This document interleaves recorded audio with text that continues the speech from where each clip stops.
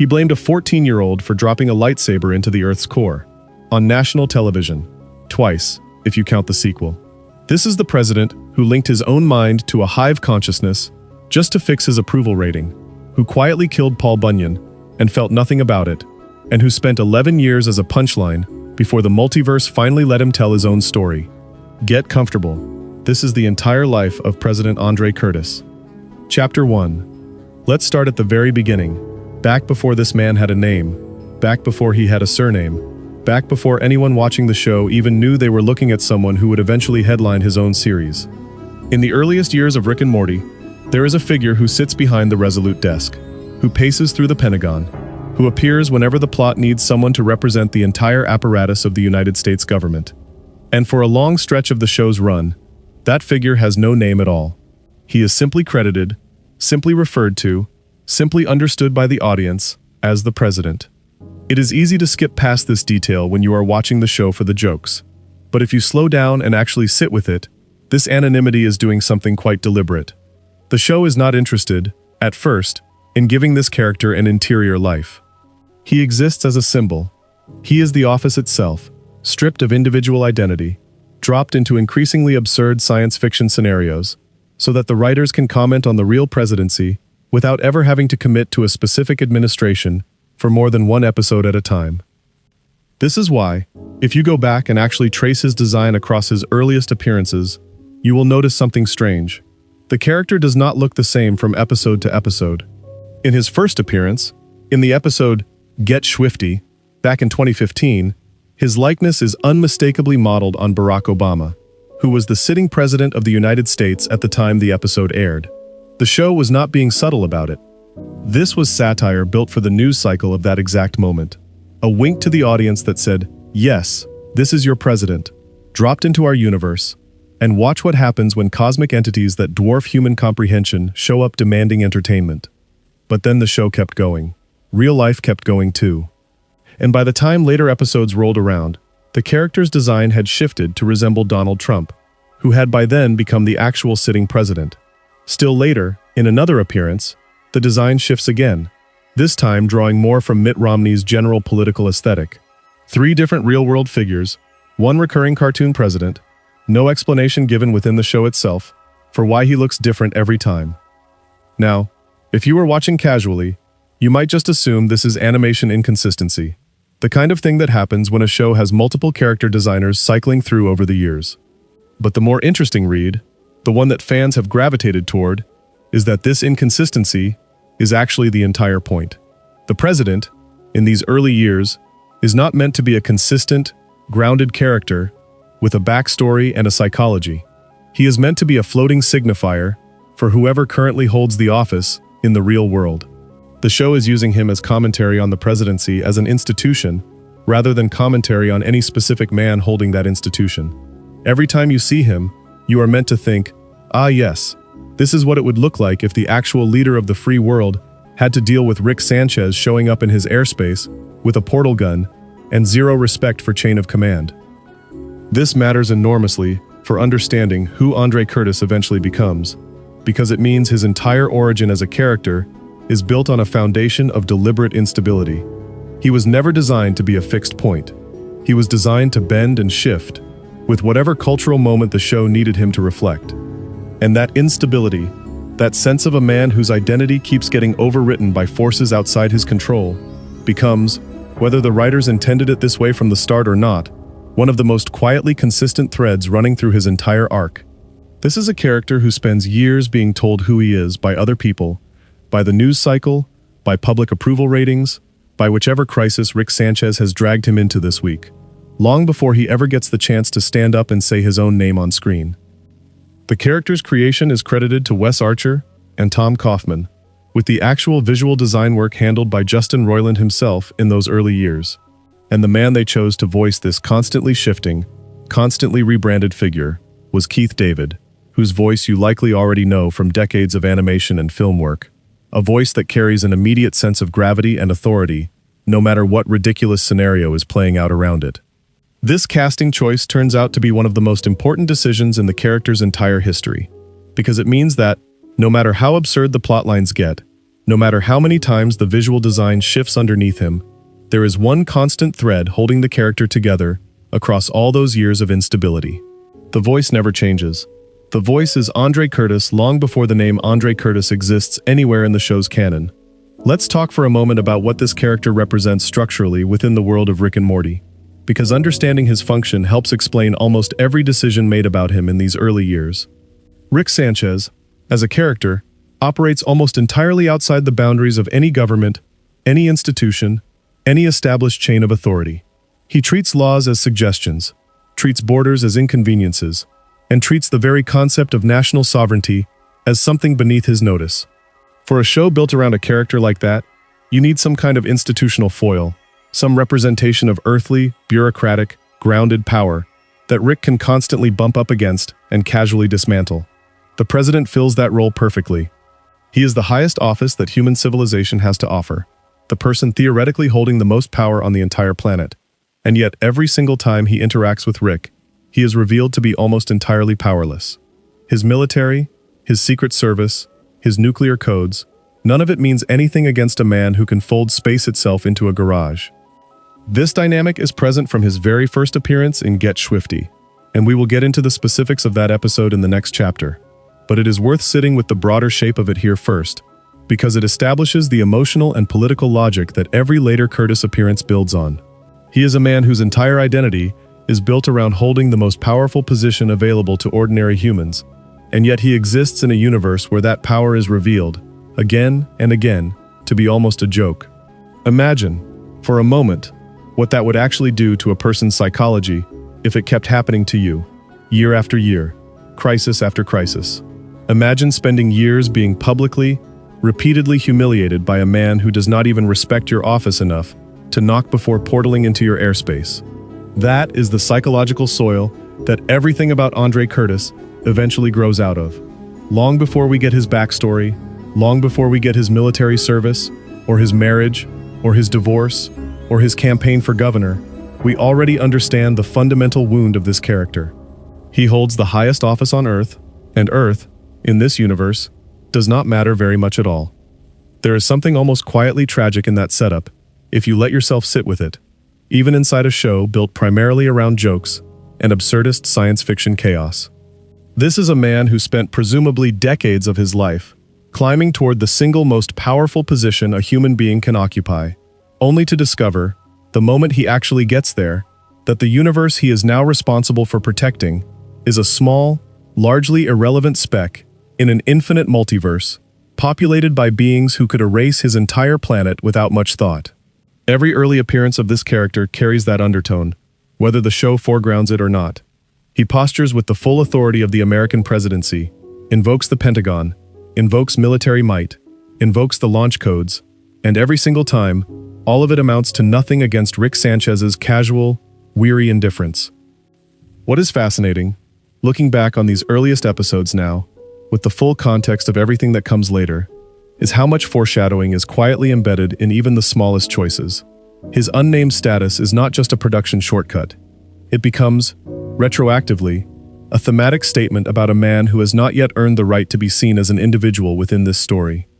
The show is essentially withholding his personhood from him, the same way it withholds it from the audience, and it will keep withholding that personhood for years, through crisis after crisis, humiliation after humiliation, until he finally does something to earn it. We are going to trace that entire journey together, slowly, from this nameless placeholder president, dealing with cosmic disco entities, all the way through to a man standing in his own Oval Office, in his own television series, finally introducing himself by his full name for the very first time. But every part of that journey starts here, with a man who was never even given the dignity of a name, existing purely as a mirror for whichever real-world president happened to be sitting in office when the episode aired. Before we move any further, it is worth pausing on one more layer of quiet significance buried in this origin. The choice to model him on 3 different sitting presidents across his early appearances also means that, structurally, the show accidentally gave him one of the most unusual character histories in modern animation. Most recurring characters are designed once and then maintained with reasonable consistency for the life of the show. Andre Curtis was instead assembled in pieces, borrowed features here, borrowed mannerisms there, an accumulation of real-world political anxiety draped over a single recurring voice. When the show eventually does commit to giving him a fixed identity, a fixed name, a fixed backstory, it is in some sense stitching together a person out of years of deliberately fragmented representation. That stitching process is not neat. It creates contradictions the fandom has spent years trying to reconcile, timeline inconsistencies, shifting character designs that never quite got a clean in-universe explanation. But rather than being a flaw, this messiness becomes, in hindsight, one of the more quietly poetic aspects of his character. He is a man built out of borrowed faces, finally trying to become someone real. Chapter 2. Now let's rewind the timeline even further. Back before the presidency, back before the Pentagon briefings and the Cromulon disasters, back to a flashback that the show itself gives us decades after the fact, tucked inside an episode that on the surface has nothing to do with him at all. This flashback comes to us through Rise of the Number Icons, the movie, and it shows us a much younger version of the man we will eventually know as Andre Curtis, at that point still simply operating as a state governor, deep in the political trenches of a 1990s campaign trail, hungry, ambitious, and already displaying the exact same instincts that will define him decades later once he reaches the White House. The scene we get is small on its surface, almost a throwaway gag structurally, but if you look at it through the lens of everything this character eventually becomes, it is enormously revealing. We see him leveraging a connection through Mr. Goldenfold, a recurring background character from Rick and Morty's world. Specifically, Goldenfold's personal relationship with the musician Ice-T. The future president wants access to that connection for a very specific reason. He wants Ice-T to mention math, of all things, during an upcoming Grammy speech. On its face, this is absurd. A strange little detour into celebrity culture and awards, show politics that seems to exist purely for comedic value. But sit with the underlying motivation for a moment, because it tells you almost everything you need to know about how this man's mind works even before he holds any national power at all. He is not asking for this favor because he genuinely cares about mathematics education, or because he has some deep personal passion for numeracy that needs championing. He is asking for it because he understands, with an almost instinctive political fluency, the value of cultural association. If a beloved celebrity mentions something specific during one of the most watched broadcasts of the year, that association sticks. It becomes a talking point. It becomes something a campaign can point back to later, evidence of forward-thinking policy interests, evidence of caring about education, evidence of being plugged into culture rather than isolated in a political bubble. This is retail politics in its purest, most calculating form, and we are watching a man who has not yet won a single national office, already fluent in exactly how to manufacture that kind of narrative capital. This detail becomes even more interesting once you place it against everything we eventually learn about his presidency. Because what we witness, again and again, once he actually holds the office, is a man whose primary operating concern is never really the crisis in front of him. It is always, underneath everything else, his approval rating. Watch how he behaves during the Cromulon disaster in Get Swifty, which we will dig into fully in the next chapter, and you will notice that his real panic is never about planetary annihilation in the abstract. It is about how planetary annihilation will play on the news, how it will affect his numbers, how the optics of the crisis will define his legacy. Watch how he eventually cracks under pressure during the Unity hive mind collapse, years later, and you will see the exact same underlying anxiety resurface. Except by that point, it has metastasized into something genuinely dangerous. A willingness to link his own consciousness to a collective hive mind purely to manufacture the appearance of universal public approval. Trace that thread all the way back to this 1990s flashback, and you can see the seed of it clearly. Even as a young governor, before any of the cosmic stakes, before any of the interdimensional chaos, his instinct is already to manufacture approval rather than simply earn it through governance. He wants Ice-T to mention math not because math matters to him, but because the appearance of caring about math, filtered through a beloved cultural figure, generates a kind of borrowed credibility that actual policy work would take far longer to build. This is a man who understood, decades before he ever became president, that perception is a currency, and that currency can be manufactured through the right connections if you are patient and calculating enough to cultivate them. There is also something worth noting about the specific era this flashback places him in. The 1990s represent a very particular moment in American political culture, an era before social media, before 24-hour cable news saturation reached its later extremes, but still very much shaped by the growing power of televised optics, following decades of increasingly visual campaign strategy. A governor operating in this era, already this attuned to the value of celebrity association and cultural signaling, is a governor who understood exactly which direction American politics was heading before most of his contemporaries fully grasped it. He was not simply a product of the media age that later defines his presidency. He was, in his own small regional way, already helping to shape the instincts that would come to define it. It's also worth sitting for a moment on what this flashback tells us about the show's broader approach to building out his history. Rick and Morty rarely commits to deep, deliberate backstory work for its recurring characters. Most of the show's comedy depends on characters existing primarily in the moment, reacting to whatever absurd crisis the plot has generated that week, with minimal interest in connecting those moments into a coherent, chronological life story. The fact that the writers chose to drop in this specific 1990s flashback, years after the character had already become a recurring fixture of the show, suggests a level of intentionality about his history that most background characters never receive. Someone in that writer's room decided that this man's political rise deserved a documented origin point, however brief, however comedically framed. That decision alone tells you the show understood, on some level, that this character had more going on beneath the surface than a simple recurring joke about government incompetence. And there's a quiet irony worth appreciating here too, given where this character eventually ends up. A man whose earliest documented political maneuver revolves around securing a mention during an awards show broadcast, eventually grows into a man whose presidency becomes defined, over and over, by his relationship to national broadcasts, press conferences, and the immediate aftermath of public statements that spiral out of his control. He learns, early, that broadcast can build you up. He will spend decades relearning, the hard way, again and again, that broadcast can just as easily tear you down. Every time he stands in front of a podium later in his career, blaming Morty for a falling lightsaber, or fielding hostile questions about killing an American folk hero, or trying to manage a hive mind crisis of his own making, you can trace a direct emotional line back to this 1990s governor who understood, instinctively and completely, that the cameras were always the real audience that mattered. This is also a useful moment to pause and consider Mr. Goldenfold himself, and what his presence in this flashback tells us about the interconnected nature of this world. Goldenfold exists elsewhere in the Rick and Morty universe, primarily as a minor recurring figure with his own small orbit of subplots, and the fact that his path crosses with a young, ambitious future president, decades before either of them becomes significant to the main narrative, is exactly the kind of connective tissue that reward close, patient viewing. It reinforces something important about how this universe is constructed. Nothing here exists in true isolation. Every character, no matter how minor, is potentially one connection away from someone who will eventually reshape the entire world stage. Before Curtis becomes the president who repeatedly clashes with the smartest man in the universe, he is simply a governor, calling in a favor from a man who happens to know a famous rapper.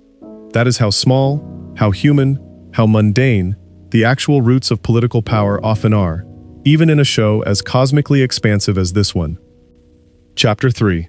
Now we arrive at the moment everything truly begins, at least as far as the audience is concerned.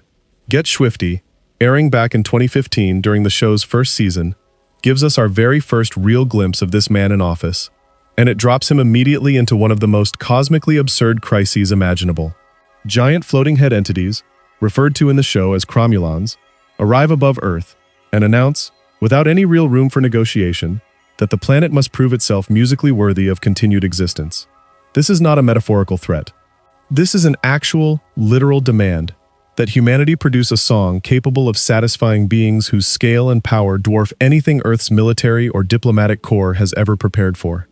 We meet him in this episode already deep inside crisis management mode, and the location matters here. He is not in the Oval Office when we first see him grappling with this problem.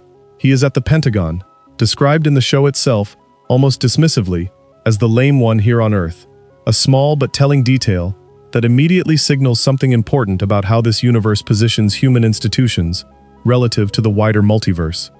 There are other Pentagons out there, other versions across other dimensions, and this one, our one, carries an undertone of insignificance even in its own introduction.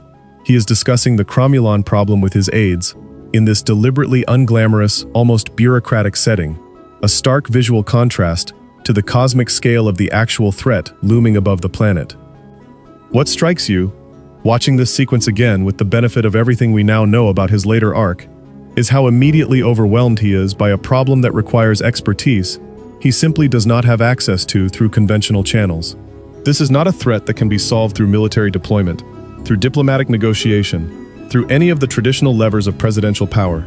It requires musical talent, cultural resonance, the kind of thing no Pentagon briefing has ever prepared a commander-in-chief to produce on command.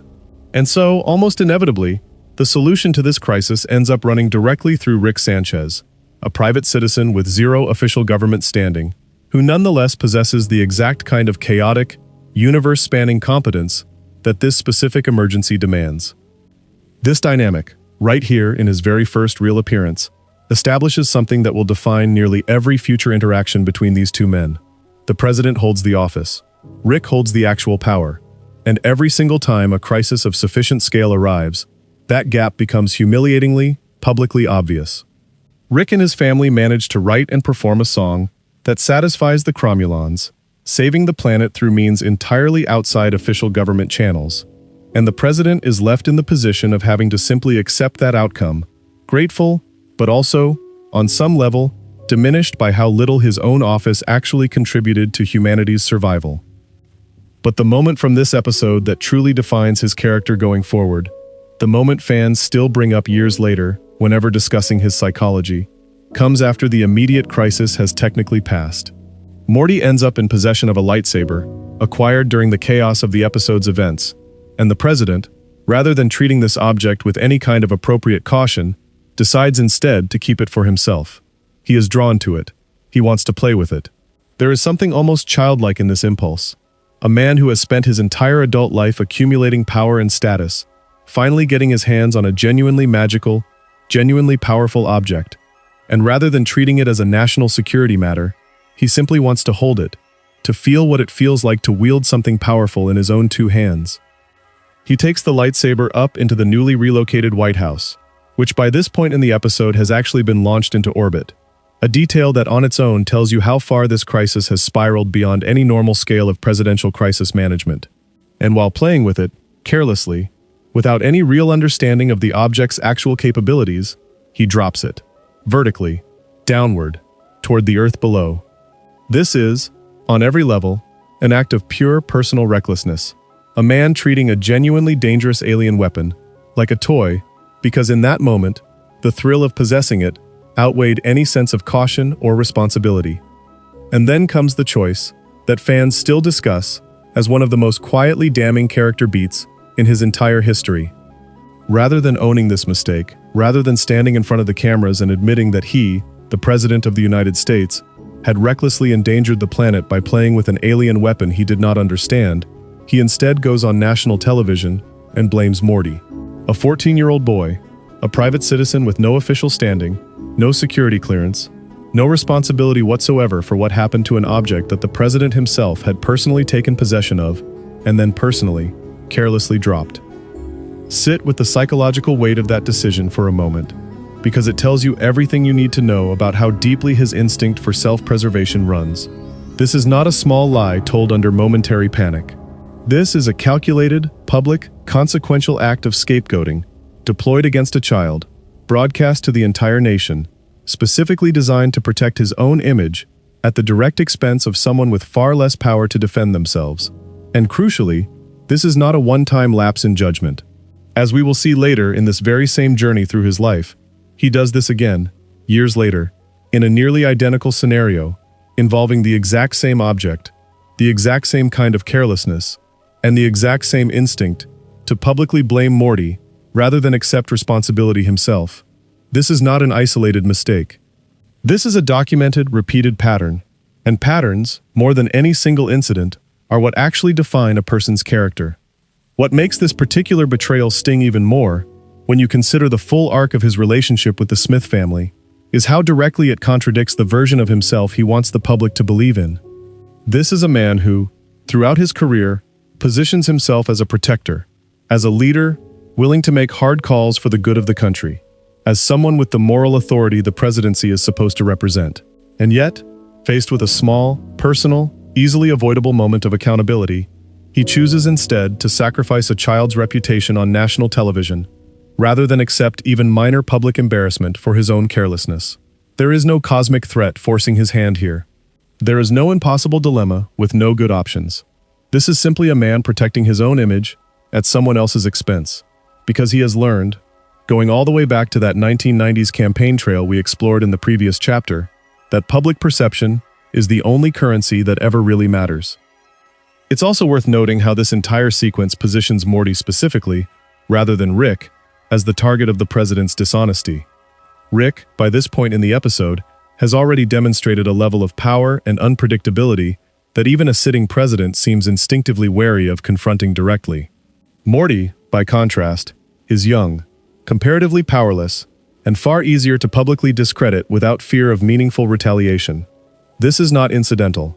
This is the calculation of a man who understands, even in the heat of a crisis, exactly which target offers the least resistance and the least personal risk. He is willing to lie to the entire country, but he is careful, even in his dishonesty, to lie about someone who cannot meaningfully fight back.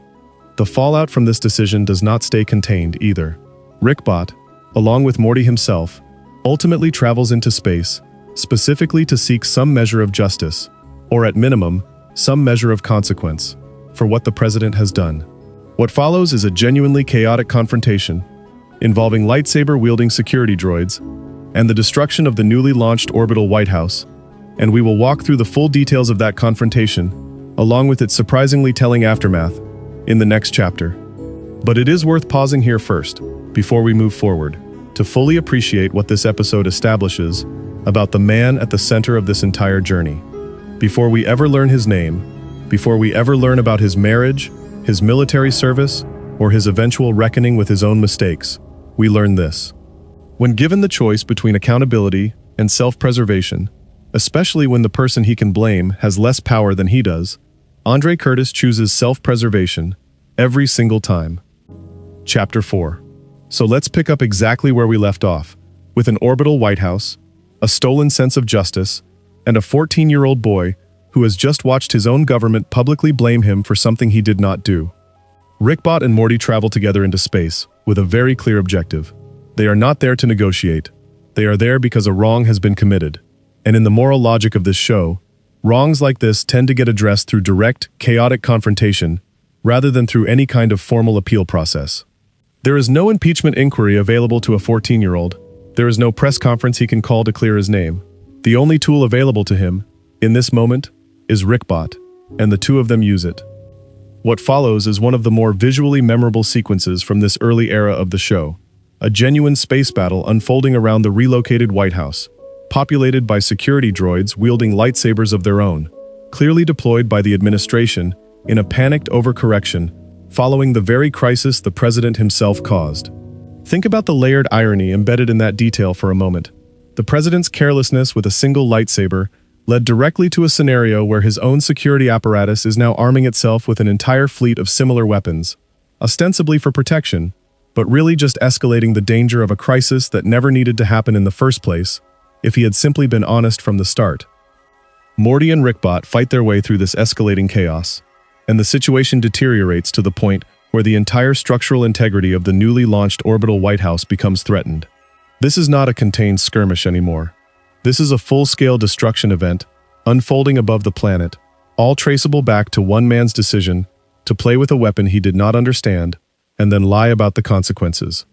It is Rick, ultimately, who resolves the immediate physical danger, using his portal gun to pull Morty, Rickbot, and by extension the president himself, out of the collapsing structure and back down to the relative safety of the Smith family garage.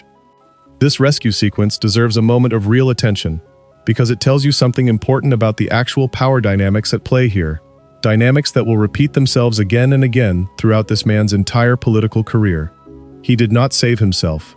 He did not deploy the full resources of the United States government to resolve a crisis of his own making.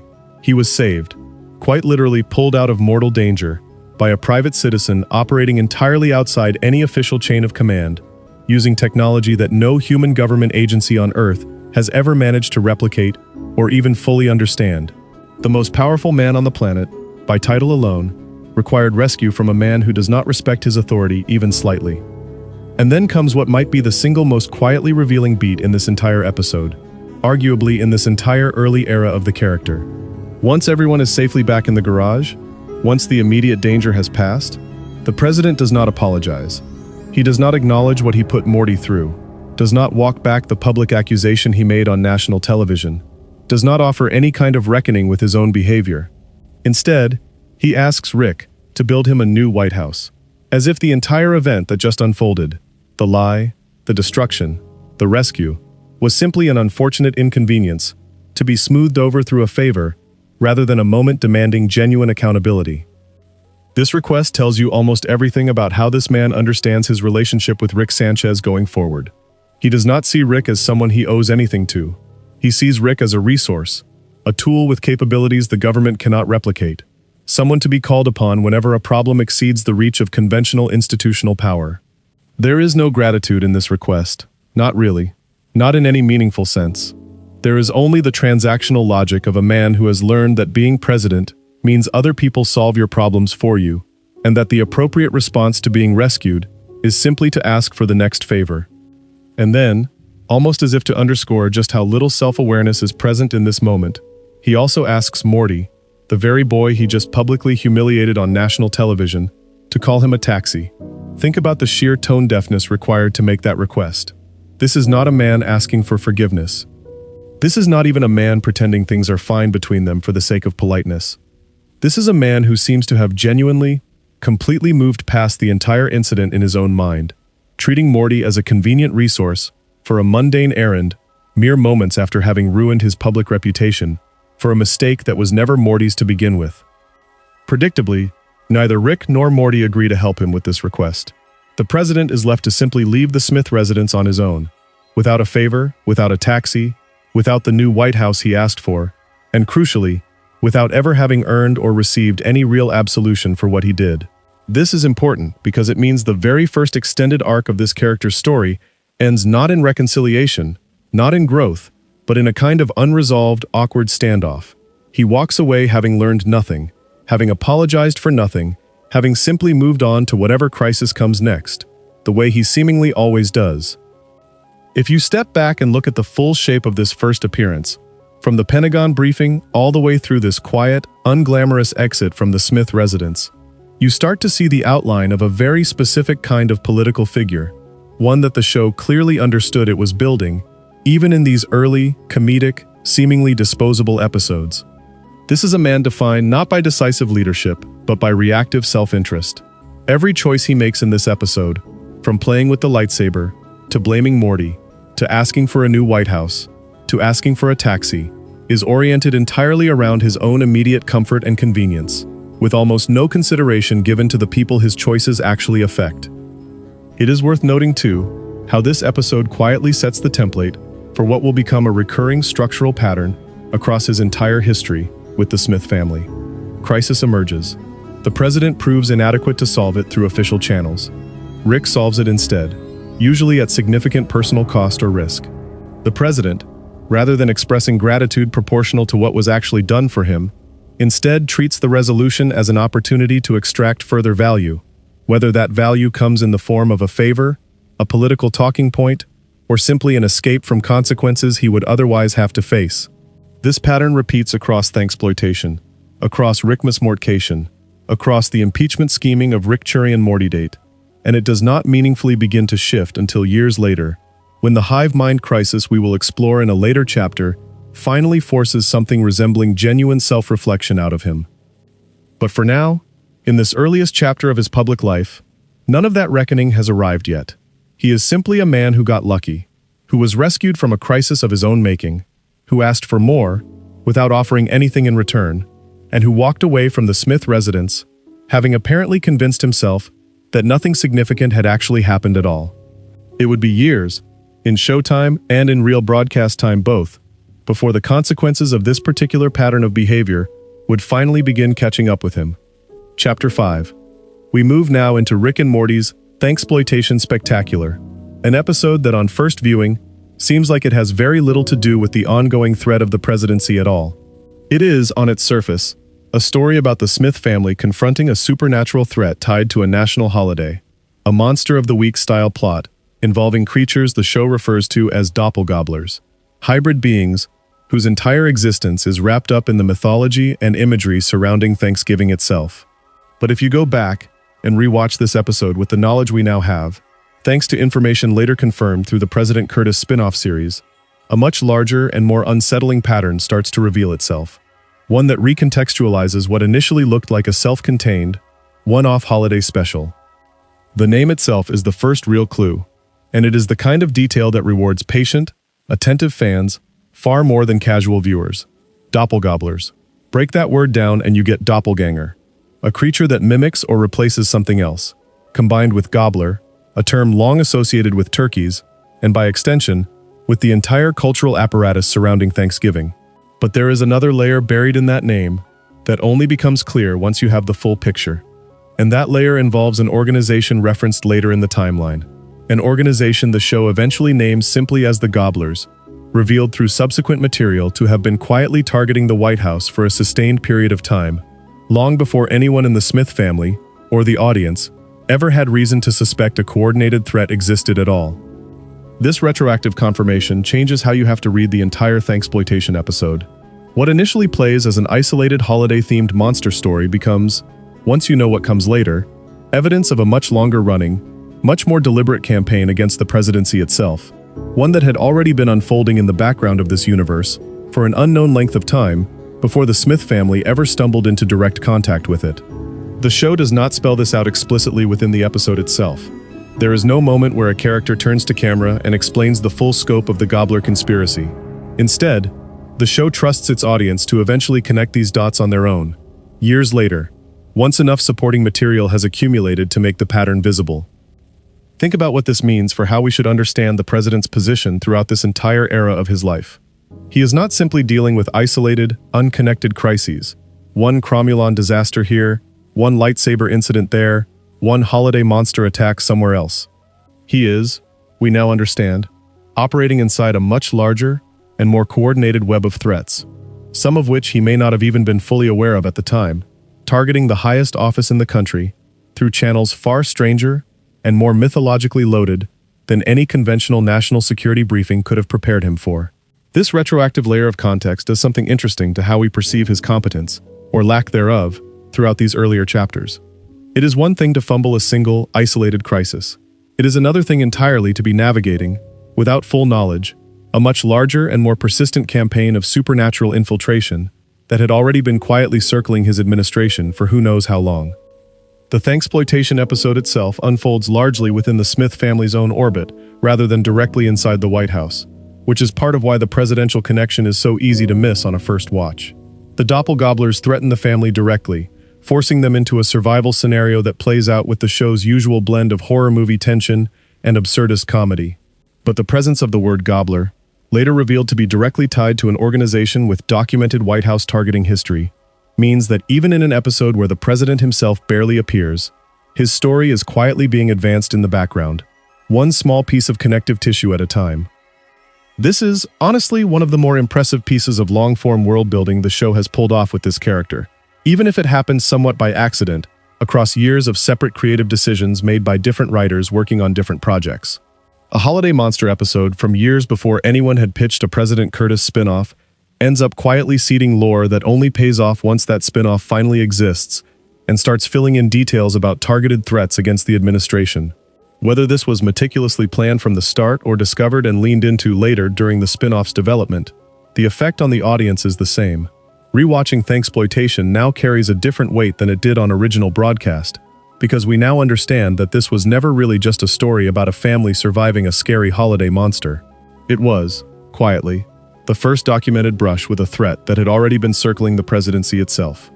It's worth pausing here to think about what this means for the president's psychological state during this era of his life, even though the show does not give us direct access to his internal thoughts during the episode itself. If we take the later confirmed Gobbler connection seriously, this is a man who was, during this stretch of his presidency, potentially dealing with an unseen, unacknowledged threat circling his own administration, all while also managing the far more visible crises we have already covered: the Cromulon disaster, the lightsaber scandal, the ongoing volatility of his relationship with Rick Sanchez. Layer on top of that, the political pressures we know from his earlier campaign trail instincts, the constant hunger for favorable optics, the constant fear of anything that might damage his approval rating, and you start to build a picture of a man under an enormous, largely invisible amount of accumulated strain, years before that strain finally boils over in the hive mind crisis we will get to later in this journey. There is also something worth noting about how this episode fits into the broader tonal pattern the show establishes for holiday-specific specials involving the presidency. Thanksploitation is not the only Thanksgiving or Christmas-adjacent episode where the presidency becomes entangled in supernatural chaos. As we will see in the very next chapter, when we move into Ricktional Mortpoon's Rickmas Mortcation, there is a recurring pattern of the show using seasonal, holiday-themed episodes to place the president in increasingly volatile, increasingly personal proximity to disaster. It is almost as though the show itself understood, instinctively, that the ritualistic, tradition-bound nature of American holidays made for fertile ground to interrogate a character whose entire public identity is built around the ritualistic, tradition-bound performance of American leadership. Every time this man shows up during a major national holiday, something in his carefully managed public image starts to crack just a little further, and Thanksploitation, quietly, retroactively, turns out to be one of the earliest and most important cracks in that pattern. Chapter 6. If Thanksploitation quietly seeded a larger conspiracy without the president ever fully realizing it, Ricktional Mortpoon's Rickmas Mortcation drags him right back into the exact same personal failure pattern we already watched unfold in Get Swifty, and it does so with an almost uncomfortable precision. This is the episode where the show essentially runs the lightsaber scandal back a second time, beat for beat in its emotional structure, and the fact that it does so tells you something important about how the writers understood this character by this point in the timeline. They were not interested in letting him grow past this particular flaw quietly. They wanted the audience to notice, explicitly, that this was a pattern rather than a coincidence. Here is how it plays out. Once again, Morty's lightsaber, the very same object whose earlier mishandling had already cost this man a significant amount of public trust, ends up in danger. Once again, through carelessness rather than malice, the weapon ends up falling, this time plunging toward the Earth's core, threatening planetary consequences on a scale that dwarfs almost anything else this character has been forced to confront, outside of the Cromulon crisis itself. And once again, rather than owning the mistake, rather than stepping forward and acknowledging his role in what happened, he goes on national television and blames Morty. Again. The repetition here is the entire point. If this had only happened once, you could reasonably read it as a single moment of panic, a bad decision made under pressure that does not necessarily define the totality of a person's character.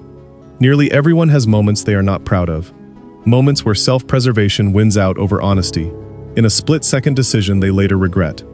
But when the exact same scenario plays out a second time, with the exact same object, the exact same false accusation, aimed at the exact same target, you are no longer looking at an isolated lapse in judgment.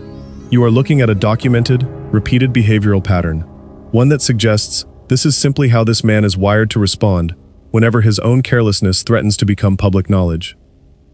TV tropes and other corners of the fandom have picked up on this exact pattern and given it a name, Never My Fault, and it is hard to find a more fitting label for what we witness across these two episodes. The lightsaber falling toward the Earth's core is, notably, described within the fandom itself as it happening again, a phrase that carries real weight once you understand the full history. This is not new territory for this character. This is him returning, almost helplessly, to the exact same failure mode that already defined one of his earliest and most damaging public moments, as though the years between these two incidents taught him absolutely nothing about accountability, about honesty, or about the actual human cost of publicly scapegoating a child for his own mistakes. Let's sit with why this particular object keeps ending up at the center of his worst moments, because there is something almost symbolically appropriate about it. The lightsaber represents power that does not belong to him, power he did not earn, power he does not fully understand, power that was never really his to wield in the first place. Every time he picks it up, every time he plays with it recklessly, every time he loses control of it, he is essentially reenacting the exact same core dynamic that defines his entire relationship to real political power throughout this era of his life. He holds an office that carries enormous theoretical authority. And yet time and again, when actually confronted with power on a genuinely cosmic scale, whether it is an alien weapon or an interdimensional crisis, he proves himself completely unequipped to handle it responsibly. And his instinctive response to that inadequacy is always the same: deflect. Blame someone smaller. Protect the image rather than fix the underlying problem. What makes this particular repetition sting even more than the original incident is the sheer, almost breathtaking audacity of doing it again, publicly, on national television, with the full knowledge of how this exact scenario played out the first time. This is not a man who forgot the lesson. This is a man who never internalized it as a lesson in the first place. Because the first time this happened, there was no meaningful consequence severe enough to force real change. He asked Rick for a new White House. He tried to get a free taxi ride out of the boy he had just publicly humiliated. He walked away from that entire crisis with his ego essentially intact. And so, when a nearly identical situation presented itself again, his instincts simply defaulted back to the exact same playbook, because as far as he was concerned, that playbook had already worked once. This raises an uncomfortable but important question about the nature of consequence within this show's universe, and within real political culture more broadly, one that the writers seem quite deliberately interested in interrogating through this repeated pattern. What actually happens to a public figure who lies, gets away with it, and faces no meaningful institutional accountability for that lie? The answer, as demonstrated here with brutal clarity, is that they simply do it again. There is no internal moral mechanism forcing growth or change in the absence of external consequence. Andre Curtis does not become more honest over time, because nothing in his environment has ever actually punished his dishonesty in a way that outweighs the short-term protection it offers his public image. It is also worth thinking about Morty's position across these two nearly identical betrayals, because the emotional toll on him is easy to overlook when the show frames these moments primarily as comedic beats. This is a 14-year-old boy who has now been publicly, nationally blamed, on two separate occasions, for mistakes made entirely by the sitting president of the United States. Consider what that would actually do to a young person's trust in institutional authority, in the fairness of public accountability, in the basic idea that powerful people should answer for their own actions rather than offloading them onto whoever happens to be nearby and vulnerable. Morty's gradual disillusionment with adult authority figures across the show's run, a theme explored extensively elsewhere in analysis of his character, finds one of its clearest, most concrete sources right here, in these two nearly identical presidential betrayals. We do not get, within this episode, any kind of formal reckoning for this second scapegoating incident, any more than we got one after the first. The plot moves on, as it always does in this show, toward whatever the next crisis of the episode happens to be, and the lightsaber incident becomes, once again, something the world simply absorbs and forgets, rather than something that generates lasting institutional consequence. But as an audience, tracking this man's full arc across years of appearances, we are not meant to forget it, and we should not. Every future moment of growth we eventually witness in this character, and there are a few, however hard-won and incomplete they end up being, has to be measured against this specific, repeated failure. He blamed a child for his own recklessness. He did it once, and when circumstances offered him the exact same opportunity to do it again, with the exact same object, he took it, without hesitation, without a second thought about the boy whose reputation he was, once again, casually sacrificing for his own comfort. Chapter 7. Now we arrive at what is, in many ways, the most openly hostile chapter of this man's entire relationship with Rick Sanchez, an episode called The Rick and Morty Date. If Get Swifty and Rick Mortcation showed us a man defined primarily by self-preservation and cowardice, Rick and Morty Date shows us something a little different, and honestly, a little more dangerous.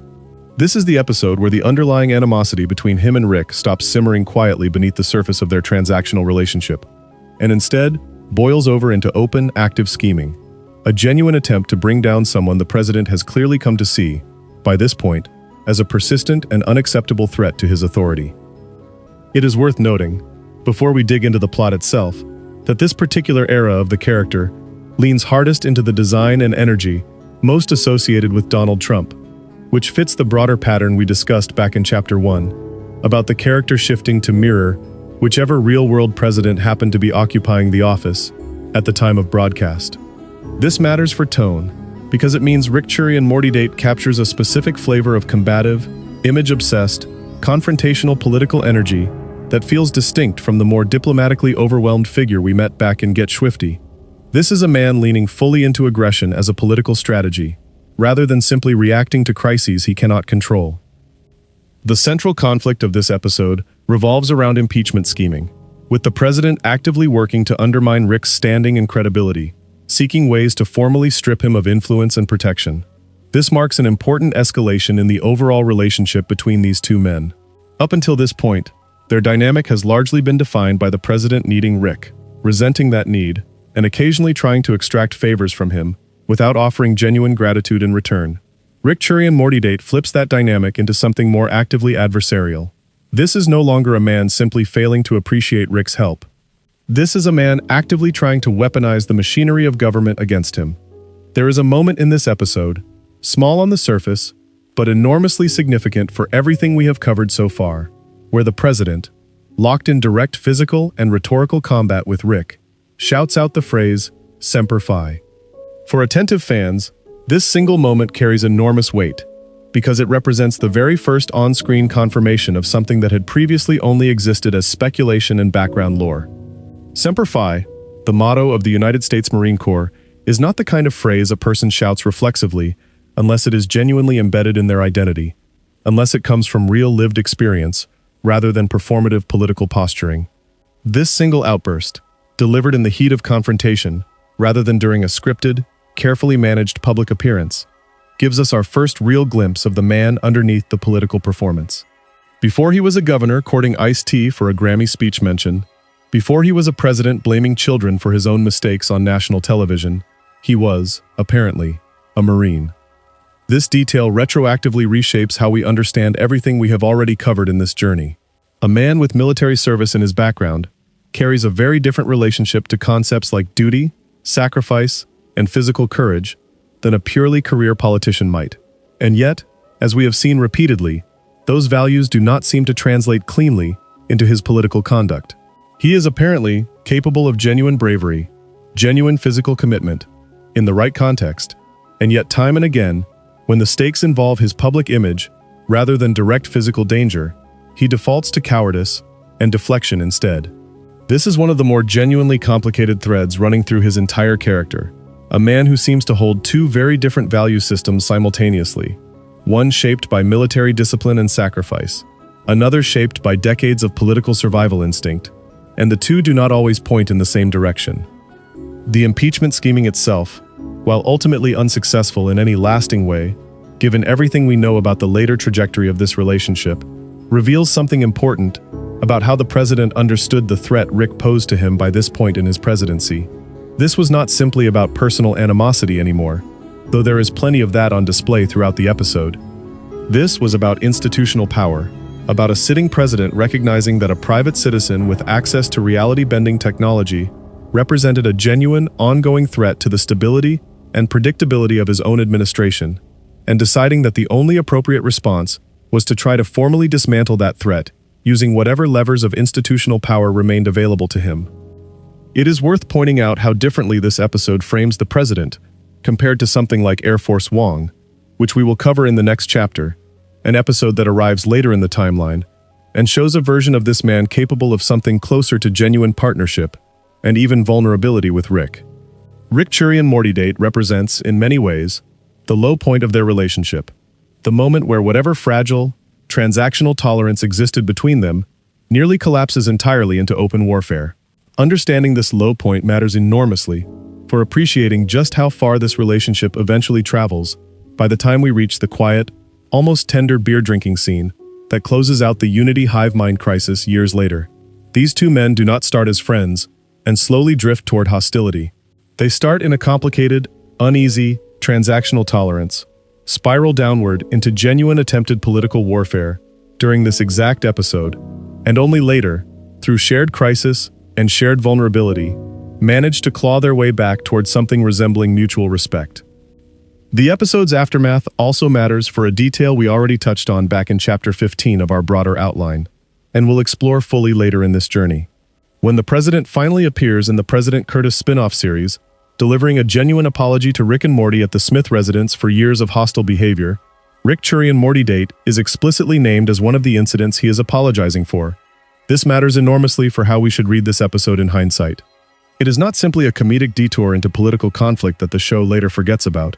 It is, eventually, treated as a genuine, documented wrong that this man carries with him. One significant enough to require direct acknowledgement years later, once he finally reaches a point in his personal development where accountability becomes something he is capable of offering, rather than something he instinctively deflects. This is worth sitting with as we move forward through the rest of this story, because it tells us something important about the show's overall approach to this character's arc. Rick and Morty date is not treated, in the long run, as disposable comedic content that exists purely for a single episode's entertainment value. It becomes, instead, a genuine data point in a much longer character journey, one that the writers clearly intended to matter, one that eventually gets folded into a larger narrative about growth, accountability, and the slow, difficult process of a deeply flawed man trying to become someone slightly better than he used to be. Chapter 8. After the open hostility of Rick and Morty date, something genuinely shifts in Air Force Wong, an episode that marks one of the most important turning points in this man's entire arc, even though it initially presents itself as a fairly straightforward investigative plot. The premise is simple enough on the surface. The president has received reports of a cult operating out of Virginia, and given the national security implications any organized, unexplained group activity might carry, he takes it upon himself to personally investigate. What he does not know, at least not at first, is that this so-called cult is not a cult at all in any conventional sense. It is Unity, the hive mind entity who shares a long, complicated romantic history with Rick Sanchez, one that longtime followers of this channel's coverage of Rick's own psychology will already be familiar with. This investigation puts the president directly in contact with Dr. Helen Wong for the first time, and their meeting sparks a relationship that becomes one of the more genuinely humanizing threads in his entire story. This is worth pausing on, because up until this point in our journey, nearly everything we have learned about this man has revolved around his flaws, his cowardice, his instinct for self-preservation, his willingness to sacrifice others to protect his own image. Air Force Wong gives us something different. It gives us a version of this man capable of genuine romantic connection, capable of professional partnership, capable of working alongside someone rather than simply extracting value from them or performing authority at them. Rick, predictably, does not take this development well. His disapproval of the budding relationship between the president and Dr. Wong is not simply comedic jealousy, though the show certainly plays some of it for laughs. There is a deeper layer here worth considering, given everything we already know about Rick's own complicated, unresolved feelings toward Unity. Feelings we covered extensively in our earlier deep dive into Rick's psychology and his relationship with cynicism and compassion. Watching the president grow close to someone connected, even indirectly, to Unity's orbit, likely stirs up complicated emotional territory for Rick that has very little to do with the president himself and everything to do with Rick's own unresolved history. As the investigation deepens, the situation escalates into direct conflict with Unity herself. The president, along with whatever resources he has brought to bear on this investigation, ends up in active confrontation with the hive mind entity, and eventually finds himself working alongside Rick to help sever Unity's hold over the population she has assimilated throughout Virginia. This collaborative sequence matters enormously for the broader arc we have been tracing, because it represents the first time in this entire journey that we see the president and Rick functioning as genuine allies rather than as antagonists, locked in a transactional or openly hostile relationship. They are not fighting each other here. They are fighting alongside each other against a shared threat, and something about that shared experience seems to shift the underlying dynamic between them in a way that none of their previous crises managed to accomplish. This episode also does important work in deepening our understanding of who this man actually is, underneath the political performance we have watched him maintain across every previous appearance. Falling into a genuine relationship with Dr. Wong requires a kind of vulnerability that stands in direct contrast to nearly everything we have seen from him up to this point. This is not a man performing for cameras, not a man calculating optics for a Grammy speech mention, not a man scrambling to protect his approval rating during a hive mind crisis of his own making, which, notably, has not happened yet at this point in the chronological arc we are tracing, and which we will cover fully in the next 2 chapters. This is, for what might be the first time in his entire documented history, A man simply allowing himself to connect with another person because he wants to, not because it serves any calculated political purpose. It's worth thinking about why this particular relationship succeeds in humanizing him in a way that none of his previous appearances managed to accomplish. Part of it is structural. Dr. Wong enters his story not as someone he needs to manipulate or extract value from, the way he has treated Rick, and not as someone he needs to publicly perform authority in front of, the way he has treated the press and the general public throughout his presidency. She enters as someone he is drawn to on a personal level, outside the machinery of political calculation entirely. That distinction matters enormously for understanding the emotional architecture of this character. He is, apparently, capable of genuine connection. He simply has not, up until this point in his story, had much occasion or incentive to access that part of himself. This episode also plants an important seed for something we will need to sit with more fully in the next chapter, because the very qualities that make this relationship meaningful, the president's growing anxiety about his public image, his desperate hunger for approval, his complicated relationship to power and control, do not simply disappear once he finds something resembling genuine happiness. If anything, the stakes of protecting that happiness, combined with the ongoing external pressure of a hostile news cycle we will discuss shortly, seem to intensify the exact same anxieties that have defined him throughout his entire career. A man who has spent decades chasing approval does not stop chasing it simply because he has found love. If anything, having something genuinely worth protecting can make that underlying hunger for control and validation even more dangerous, because now there is something real on the line, rather than simply an abstract political brand to maintain. We should also take a moment here to appreciate what this episode does for Unity's own characterization. Even though our primary focus in this journey remains squarely on the president, Unity's presence in this story reinforces something we have already explored in depth elsewhere: the idea that hive mind consciousness in this universe carries genuine emotional and philosophical weight rather than functioning purely as a science fiction gimmick. The president's confrontation with Unity here is not simply an action sequence. It is a direct collision between two very different models of consciousness and control, one rooted in collective assimilation, the other rooted in an individual man's desperate, lifelong hunger to be seen, to be approved of, to matter. That collision matters enormously for what comes next in this story, because within a relatively short span of time, this same man is going to make a choice that merges those two models of consciousness together in the most dangerous way imaginable, linking his own individual identity directly into a hive mind of his own making, purely in pursuit of the exact same approval he has been chasing since his earliest days on the campaign trail. Chapter 9. Now we arrive at what might be the single most psychologically revealing chapter in this man's entire history. The moment when decades of accumulated approval seeking finally curdles into something genuinely dangerous.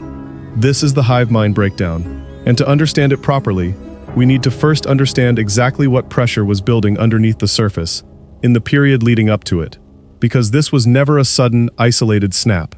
This was the inevitable conclusion of every pattern we have already traced across this entire journey, finally reaching its breaking point. The immediate trigger comes from a news channel report cataloging his failures as president. This is worth sitting with carefully, because we already know, from everything we covered back in Chapter 2, exactly how much weight this man places on public perception, going all the way back to a 1990s campaign trail, where he was already calculating how to manufacture favorable optics through celebrity association. We know, from Get Swifty and Rick Mortcation, that his instinctive response to any threat against his public image is deflection rather than accountability. And we know, from Rick and Morty date, that he is capable of active, aggressive political warfare when he feels his standing is genuinely under threat. A negative news report cataloging his failures is not simply an unpleasant news cycle for this particular man. It is a direct assault on the single most important currency he has spent his entire adult life accumulating. And this time, rather than deflecting, rather than scapegoating, rather than scheming against a political rival, he cracks. He genuinely, completely cracks under the pressure. And the solution his mind arrives at, in that cracked state, is almost unimaginably extreme. He decides to link himself to Unity's hive mind, the same entity he had previously helped Rick investigate and confront back in Air Force Wong, and he does this with one specific, singular goal in mind: to control everyone, and through that control, to manufacture a 100% approval rating. Let's actually sit with what this decision represents, because it is worth taking seriously rather than simply treating it as an absurd comedic premise. This is a man who has spent his entire life chasing approval through conventional means, through calculated political maneuvering, through carefully managed public appearances, through relationships with the press, through favors and connections, and campaign strategy. And when those conventional means finally definitively fail to protect him from public criticism, his mind does not turn toward genuine self-improvement, does not turn toward better governance, does not turn toward simply weathering the criticism the way most political figures eventually learn they must. His mind turns instead toward the most extreme, most totalizing solution imaginable, the complete elimination of dissent through the literal, physical erasure of individual consciousness and independent thought across an entire population. This is not simply vanity, taken to a comedic extreme. This is, if you actually sit with the implications, one of the more genuinely disturbing character choices in the entire Rick and Morty universe. Precisely because it emerges organically from everything we have already learned about this man, rather than arriving as some out-of-character twist. 100% approval rating achieved through hive mind assimilation is not actual approval at all. It is the complete destruction of the concept of approval as a meaningful metric, because approval only means anything when it is possible for someone to withhold it. What this man is actually pursuing, in this moment of total psychological collapse, is not genuine public affection. It is the elimination of anyone capable of disagreeing with him in the first place. There is something worth connecting here to our earlier deep dive into Rick Sanchez's own relationship with control and radical freedom, because this moment gives us an interesting mirror image of Rick's own philosophy, taken to a completely different, almost inverted extreme. Rick pursues radical freedom through the rejection of all external authority and obligation, embracing a nihilism that says nothing matters, and therefore nothing constrains him. This man, faced with a comparable moment of existential crisis, pursues something almost opposite in structure, but equally extreme in scope, not the rejection of all constraint, but the total elimination of anyone capable of constraining him through disagreement or criticism. Both men, in their own ways, respond to unbearable psychological pressure by seeking total, unchecked power over their own reality. Rick does it through detachment and dimensional escape.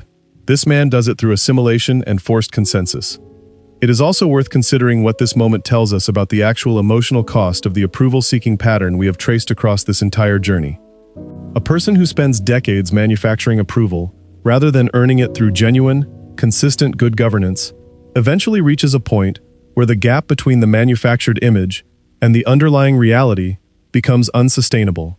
Every favorable headline he chased, every scapegoating lie he told, every optics-driven decision he made, going all the way back to that Grammy speech favor, was building toward exactly this kind of eventual reckoning, a moment where the accumulated weight of an entire life, built on managing perception rather than managing substance, finally collapses under its own pressure, and the mind, desperate to preserve the fiction it has spent decades constructing, reaches for the most extreme possible solution available to it. The scale of the crisis this decision unleashes cannot be overstated either. This is not a contained, personal crisis. Linking himself to Unity's hive mind means dragging an unknown number of other people into that same assimilated consciousness, stripping away their individual autonomy entirely, purely in service of one man's psychological need to feel universally approved of. This is, without exaggeration, one of the more genuinely authoritarian impulses expressed by any character in the entire Rick and Morty universe. And it emerges not from a place of calculated villainy, but from a place of genuine, desperate psychological collapse. That distinction matters, because it makes the moment more disturbing rather than less. Villains who pursue total control out of calculated ambition are, in some sense, easier to categorize and dismiss. A man who stumbles into an act of mass psychological violation because he simply could not bear to read one more negative news report about himself is a far more uncomfortable, far more recognizable kind of danger, because it suggests this outcome was always latent within him, waiting for the right combination of pressure and opportunity to bring it fully to the surface. We will spend the next 2 chapters working through exactly how this crisis gets resolved, and what the resolution reveals about the possibility of genuine change for a man this deeply defined by his own accumulated patterns of self-preservation and approval-seeking.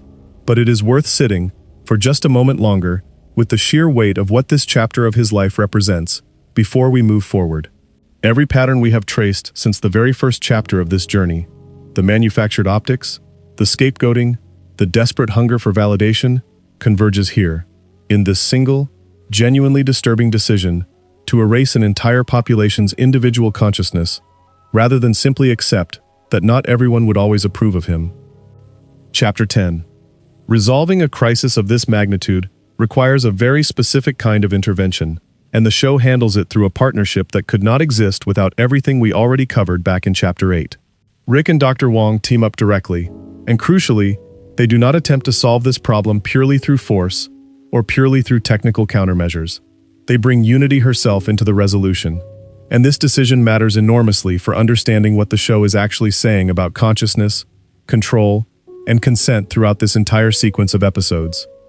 Unity summons her own hive mind, her own vast network of assimilated consciousness, built up over what we can only assume is a very long and complicated history of her own, and uses that network specifically to counteract and unlink the president's hastily assembled, desperately motivated hive mind.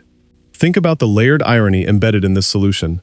The very phenomenon that this man weaponized in a moment of psychological collapse, the erasure of individual consciousness through forced assimilation, becomes the exact tool used to dismantle the crisis he created.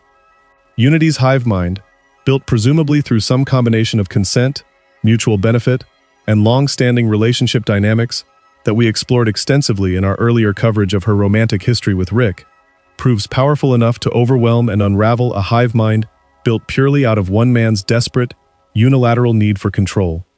This distinction matters more than it might initially seem.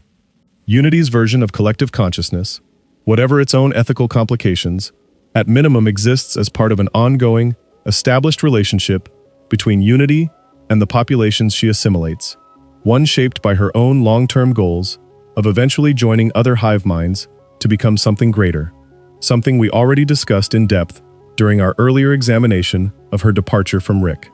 The president's version of hive mind assimilation, by contrast, was born entirely out of panic, entirely out of one individual's inability to tolerate criticism, with zero consideration given to the autonomy or well-being of anyone he was pulling into that collective consciousness. Unity's hive mind, in this moment, essentially functions as a corrective force, unwinding an act of psychological violence that had none of the underlying complexity or mutual purpose that defines her own relationship to collective consciousness.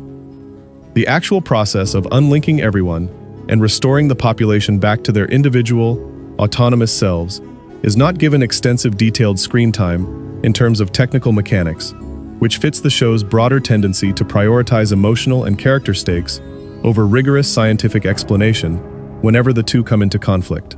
What matters more, for our purposes in tracing this man's full arc, is what happens once the crisis has actually been resolved, once every affected person has been restored to their own individual mind, once the immediate danger has passed.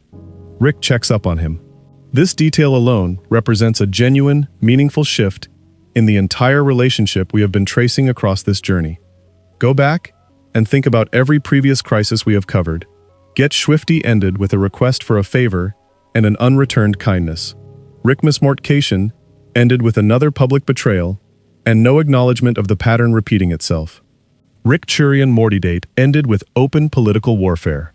Even Air Force Wong, which represented real progress in this relationship, was framed primarily around a shared external threat rather than genuine personal concern for the president's individual well-being. This moment is different. Rick is not checking up on him because he needs something. Rick is not checking up on him because a crisis demands further action.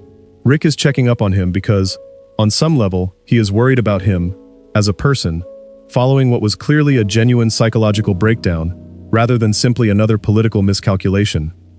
And what follows this check-in is one of the most quietly significant scenes in this man's entire documented history. The two of them, Rick and the president, sit down together and drink beers. There is no grand speech here, no dramatic reconciliation scene played for maximum emotional impact. It is small, understated, almost mundane in its presentation, and that understated quality is exactly what makes it land as genuinely significant, rather than manipulative or forced. This is two deeply flawed men, both of whom have spent years defined by patterns of avoidance, deflection, and self-destructive coping mechanisms, sharing a quiet, ordinary moment of human connection in the immediate aftermath of genuine crisis. And then comes the detail that matters most of all, for the entire arc we have been tracing since Chapter 1. During this quiet moment, the president mentions that he is considering getting therapy, specifically because of his own actions during this crisis. Sit with how significant this single admission actually is, given everything we have already covered. This is a man who has spent his entire documented history avoiding accountability at nearly every opportunity. He blamed a child, twice, for his own carelessness. He waged political warfare against a private citizen, rather than simply managing their relationship honestly. He collapsed an entire population's individual consciousness into a hive mind, rather than simply accepting criticism as a normal, survivable part of public life. And now, for the first time in this entire journey, he is voluntarily acknowledging, out loud, to another person, that his own actions were the problem, and that he might need actual, structured, professional help to address the underlying patterns driving that behavior. This moment deserves to be placed in direct conversation with everything we already know about therapy and self-awareness from our earlier deep dive into Rick's own psychology, specifically the Pickle Rick episode, where Rick goes to genuinely extreme, self-destructive lengths specifically to avoid a single hour of family therapy. That episode, as we explored in depth, revealed a man fundamentally terrified of self-examination, someone who would rather turn himself into a pickle and fight through a building full of armed agents than sit still and be honest about his feelings. Watching the president reach a point of genuine openness to therapy, however tentative, however early in that process he clearly still is, places him, in this specific moment, ahead of where Rick himself was willing to go for years of his own documented history. That is a remarkable thing to be able to say about a character who spent his earliest appearances blaming a 14-year-old for his own mistakes on national television. We should be careful, though, not to overstate the completeness of this growth. Considering therapy is not the same as actually attending therapy, and mentioning it once, in a quiet, vulnerable moment shared over beers, is not the same as fundamentally restructuring decades of ingrained psychological patterns. We will need to track, carefully, across the remaining chapters of this journey, whether this moment of openness actually translates into sustained change, or whether it becomes simply one more example of a man saying the right thing in the moment without following through on the harder, longer-term work that genuine change actually requires. But as a turning point, as a single data point marking a clear and meaningful shift away from the pure self-preservation instinct that defined every previous chapter of his story, this quiet beer-drinking scene deserves to be recognized as one of the most important moments in his entire arc. Chapter 11. Let's take a moment here, before we move forward into the next major phase of this man's story, to actually sit with the quiet aftermath of the hive mind crisis more fully, because there is real value in slowing down and examining what this period of relative calm tells us about his psychology once the immediate danger has passed and the adrenaline of crisis management has faded. This is not an era defined by explosive confrontation or cosmic threat. It is, instead, a smaller, more internal chapter, and those quieter chapters often reveal more about a person's actual character than the loud, dramatic ones ever could.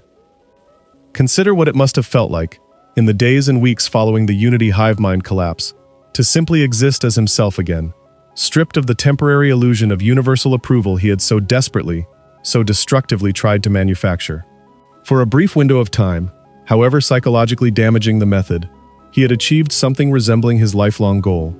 Every single person under his authority had been forcibly aligned with him, unable to criticize him, unable to withhold approval, unable to generate the kind of negative news coverage that had triggered this entire collapse in the first place. And then that illusion was taken away from him, deliberately, necessarily, by the very people who cared enough about him and about the well-being of everyone he had assimilated to intervene. There is something worth sitting with, in the fact that losing that manufactured approval, that forced consensus, does not seem to have triggered a second collapse. He does not immediately spiral into another crisis once Unity's intervention restores everyone's individual consciousness. Instead, what we get is this quiet scene with Rick, the admission about therapy, a kind of tentative stability that suggests something genuine shifted during this crisis, even if the shift remains incomplete. Compare this to his pattern following Get Swifty, where the immediate aftermath of crisis produced only a request for further favors and zero genuine reflection. Compare it to his pattern following Rick Mortification, where an identical betrayal simply repeated itself with no acknowledgement of growth whatsoever. This time, something is different. This time, the aftermath produces reflection rather than repetition. Part of what makes this moment land so effectively is the specific choice of setting and tone the show uses to deliver it. A beer between two men, rather than a formal apology tour, rather than a press conference addressing the crisis, rather than any kind of performative public reckoning. This matters because it suggests the growth being depicted here is not manufactured for public consumption the way so much of this man's earlier behavior clearly was. Remember, this is a character whose entire origin story, going back to that 1990s campaign trail flashback, is built around understanding the value of manufactured public perception. If this moment of vulnerability had been staged as a press conference, as a public mea culpa designed to repair his approval rating, following news of the hive mind crisis becoming public knowledge, we would have every reason to read it with deep skepticism, as simply another calculated performance from a man who has spent his entire life calculating exactly these kinds of performances. But that is not what we get. What we get is a private, unguarded moment, shared with someone who has no particular reason to flatter him or perform sympathy he does not genuinely feel. Rick Sanchez, of all people, is not exactly known throughout this entire universe for offering hollow emotional support purely to make someone feel better in the moment. If Rick is sitting with him, sharing a beer, genuinely checking in on his well-being, that carries real weight precisely because Rick has so rarely extended that kind of unguarded warmth to anyone throughout his own extensively documented psychological history, which we explored at length in our earlier deep dive into his character. There is also something worth considering about what this moment specifically reveals about the underlying loneliness that has likely defined much of this man's adult life. Think about the structural position he occupies. He holds, theoretically, the single most powerful office available to any human being on the planet. And yet, as we have traced across nearly every chapter of this journey, that power has repeatedly proven hollow, insufficient, humiliatingly inadequate against the actual cosmic-scale threats his world keeps producing. A man in that position, surrounded constantly by aides, by Secret Service, by the machinery of an entire government apparatus, and yet functionally isolated from any genuine, unguarded human connection, is a man primed for exactly the kind of desperate approval-seeking that eventually led him to Unity's hive mind in the first place. The tragedy of his situation is not simply that he made a catastrophic decision during a moment of crisis. It is that the underlying loneliness driving that decision had likely been building, unaddressed, for years, possibly decades, long before any single news report finally pushed him past his breaking point. This is also a useful moment to reflect on how this psychological portrait connects back to everything we traced in Chapter 3 through Chapter 6, the pattern of scapegoating, the pattern of self-preservation over accountability. A man this desperate for approval, this fundamentally isolated, despite his enormous public visibility, makes a certain grim sense as the same man who would rather blame a 14-year-old on national television than admit his own carelessness. Both behaviors, the scapegoating and the hive mind collapse, ultimately trace back to the exact same underlying wound, an inability to tolerate the vulnerability of genuine accountability, a desperate need to control how he is perceived, rather than simply accepting the messy, uncomfortable reality that public figures, like all people, will sometimes be criticized fairly for their genuine mistakes.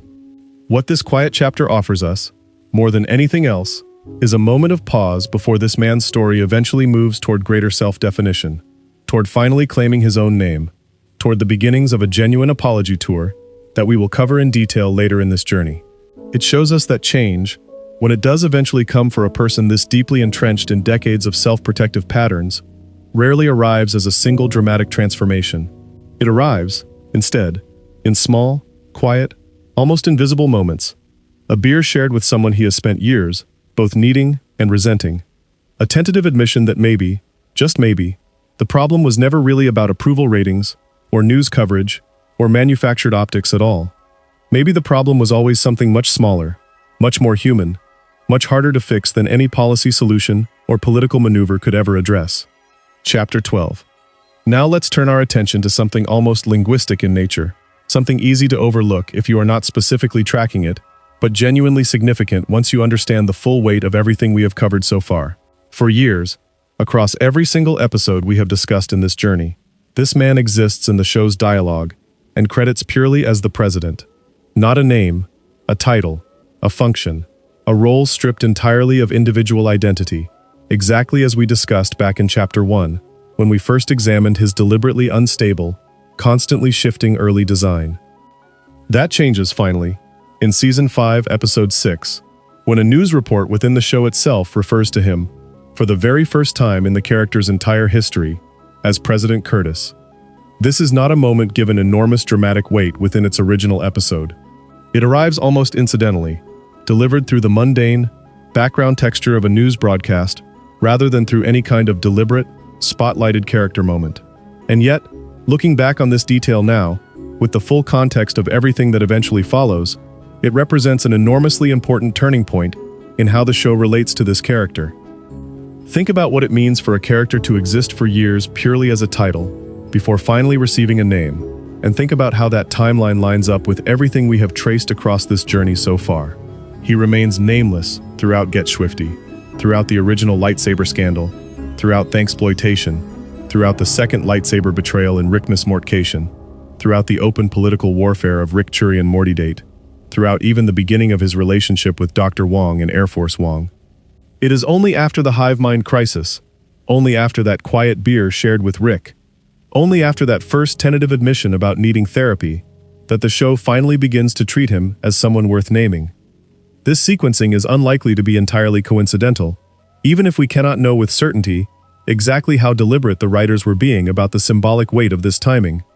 There is something quietly poetic about a character who spends years defined purely as a symbol, a stand-in, a placeholder for whichever real-world president happened to be relevant at the time, finally earning individual specificity only after he has been forced, through genuine crisis and genuine vulnerability, to confront the emptiness of an identity built entirely around manufactured public approval.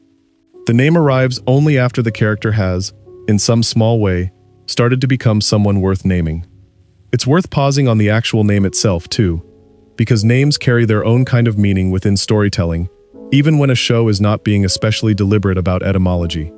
Curtis is a fairly common, grounded, unremarkable American surname, carrying none of the mythic or symbolic weight that some fictional character names are deliberately constructed to carry. This matters, in its own understated way, because it reinforces something important about who this character is meant to represent, even now that he has finally received individual specificity. He is not being elevated into some kind of larger-than-life mythic figure through this naming. He remains, even now, a fundamentally ordinary man who happened to rise to an extraordinary position, a detail that connects directly back to everything we traced in Chapter 2 about his 1990s political rise. A man who built his career not through extraordinary talent or vision, but through ordinary, calculated political instinct, applied consistently over decades. We should also consider what this naming moment means for the audience's own relationship to the character, separate from whatever internal symbolic weight it might carry within the show's own narrative logic. For years, fans discussing this character online had no consistent, official name to use when referring to him. He existed in fan discussion the same way he existed on screen, as the president, a title rather than an identity, discussed primarily in terms of his function within specific episodes, rather than as a continuous, evolving individual with his own documented arc. The arrival of an official name changes that conversation entirely. It gives fans a fixed point around which to organize years of scattered appearances into something resembling a coherent character study, exactly the kind of coherent character study we are conducting together right now in this very video. Without this naming moment, a project like the one we are working through together would honestly be much harder to construct, because we would still be talking about a title rather than a person. This chapter also gives us a natural moment to reflect on how unusual this naming timeline actually is within the broader landscape of television character development. Most recurring characters, even background or minor recurring characters, tend to receive their names relatively early in their run, often in their very first appearance, simply as a basic matter of narrative clarity. The decision to withhold a name for this many years, across this many appearances, spanning this much narrative development, represents a genuinely unusual authorial choice, whether it emerged from deliberate long-term planning or simply accumulated, unplanned consistency across different writers working on different episodes over an extended period of time. Either way, The effect on the audience, watching this journey unfold in real time across years of original broadcast, would have been a slow, gradual process of growing familiarity with an unnamed figure, followed eventually by the quiet satisfaction of finally being able to attach a name to someone the audience had already spent years getting to know intimately, one crisis at a time. And this naming, small as it might seem on the surface, sets up everything that follows in the next chapter of our journey, because a name is only the first step toward genuine individual identity. The show still has further to go before this man fully claims ownership of his own story, before he stands in his own space, in his own voice, and introduces himself, not through a passing news report, not through incidental dialogue, but directly, deliberately, on his own terms. That moment, when it finally arrives, carries even more weight than this quiet naming moment does, precisely because it requires him to actively choose his own identity, rather than simply having it assigned to him by a background news broadcast. We will get to that moment next. Chapter 13. If Season 5 gave us a name delivered secondhand, through the impersonal filter of a news broadcast, Season 7 gives us something entirely different, and considerably more significant. In the third episode of that season, he introduces himself, on his own terms, directly, as Andre Curtis. This is worth sitting with carefully, because the distinction between being named by someone else and naming yourself carries genuine narrative and psychological weight, especially for a character whose entire arc, as we have traced across this journey, has been fundamentally about the tension between manufactured public identity and genuine self-understanding. Think back to everything we covered in Chapter 1, about a character whose earliest design deliberately shifted to mirror whichever real-world president happened to be relevant at the time. A character built, quite literally, out of borrowed faces rather than a single, consistent, authored identity. Think back to Chapter 2, a man whose earliest documented political instincts revolved entirely around manufacturing favorable perception rather than developing genuine substance. Think back to every single chapter, tracing his pattern of scapegoating, deflection, and approval-seeking. Every single piece of that history involved this man existing primarily as a reflection of external forces, whether that meant reflecting whichever real president was in office, reflecting whatever the news cycle demanded of him, or reflecting the approval he so desperately needed from a population he eventually tried to forcibly assimilate into agreeing with him. A man introducing himself by his own full name, on his own terms, represents the first genuine act of self-authorship we have witnessed across this entire journey. This is not the show naming him. This is not a news report naming him. This is Andre Curtis, choosing, actively, to claim ownership of his own identity. And the significance of that choice only makes sense once you have walked through everything leading up to it, exactly the way we have done together, across the previous 12 chapters of this story. It is worth considering what specifically might have changed, narratively and psychologically, between that quiet beer with Rick following the hive mind crisis, and this moment of full self-introduction in Season 7. We do not get, within the show itself, an extensively documented therapeutic journey, laid out episode by episode.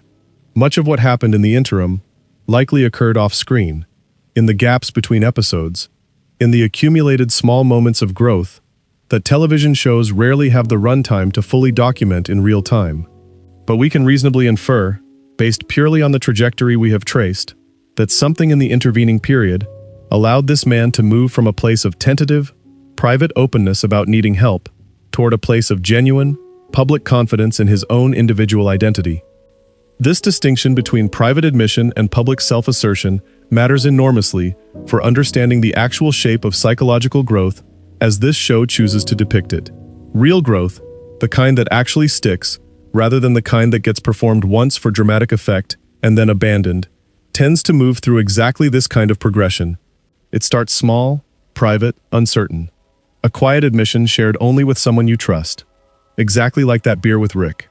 And only gradually, only with time and repetition and continued effort, does it eventually solidify into something confident enough to be claimed publicly, on your own terms, without needing anyone else's validation or introduction to make it real. There is also something worth noting about the specific choice to have this self-introduction occur in Season 7. A season that, as we touched on briefly back when discussing the TV tropes commentary on this character, also includes the moment when Curtis apologizes directly to Rick and Morty for years of hostile behavior across multiple previous episodes. The proximity of these two moments, self-naming, and genuine apology, within the same general stretch of the show's timeline, reinforces the idea that these two developments are deeply connected rather than coincidental. A man cannot genuinely, meaningfully apologize for past harm while still hiding behind a manufactured, borrowed public identity. Genuine accountability requires a stable sense of self, capable of actually owning both the harm caused and the responsibility for repairing it. In order to apologize as Andre Curtis, rather than simply as the president, he first needed to become someone capable of standing behind that name with genuine conviction. Let's also think about what this moment means from a pure craft perspective, in terms of how the show chooses to handle character reveals of this magnitude. There is no elaborate ceremony surrounding this self-introduction, no dramatic musical swell, no extended monologue explaining the full significance of finally claiming his own name after years of borrowed identity. It happens, from everything we can gather, with relative economy, embedded into the natural flow of the episode's plot, rather than treated as a standalone spotlight moment. This restraint actually serves the character well.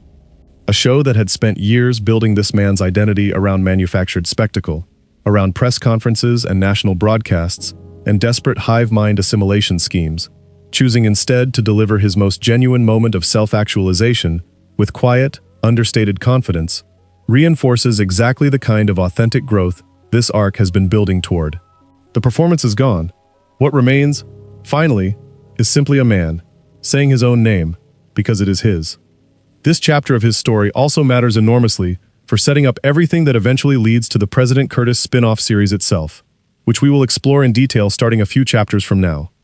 A character cannot credibly headline his own television series while still existing primarily as an unnamed placeholder, a borrowed reflection of whichever real-world figure happened to be culturally relevant at any given moment.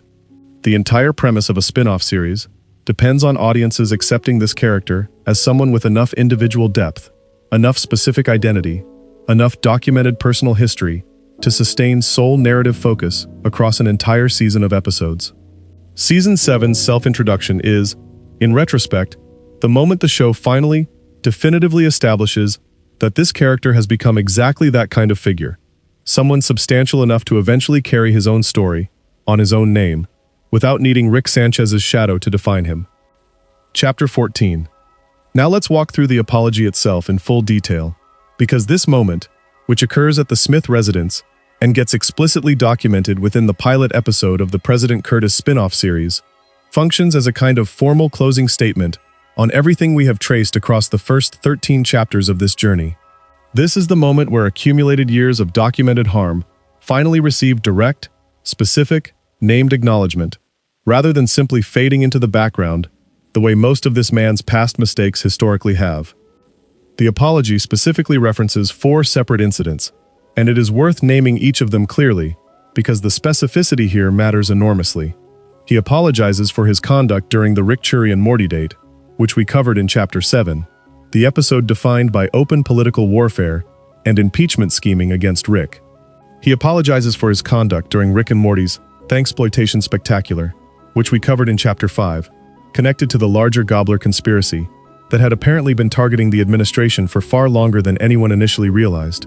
He apologizes for his conduct during Ricktional Mortpoon's Rickmas Mortcation, which we covered in Chapter 6, the second lightsaber betrayal, the moment where he repeated his exact original sin from Get Swifty, with apparently no growth whatsoever in the intervening years.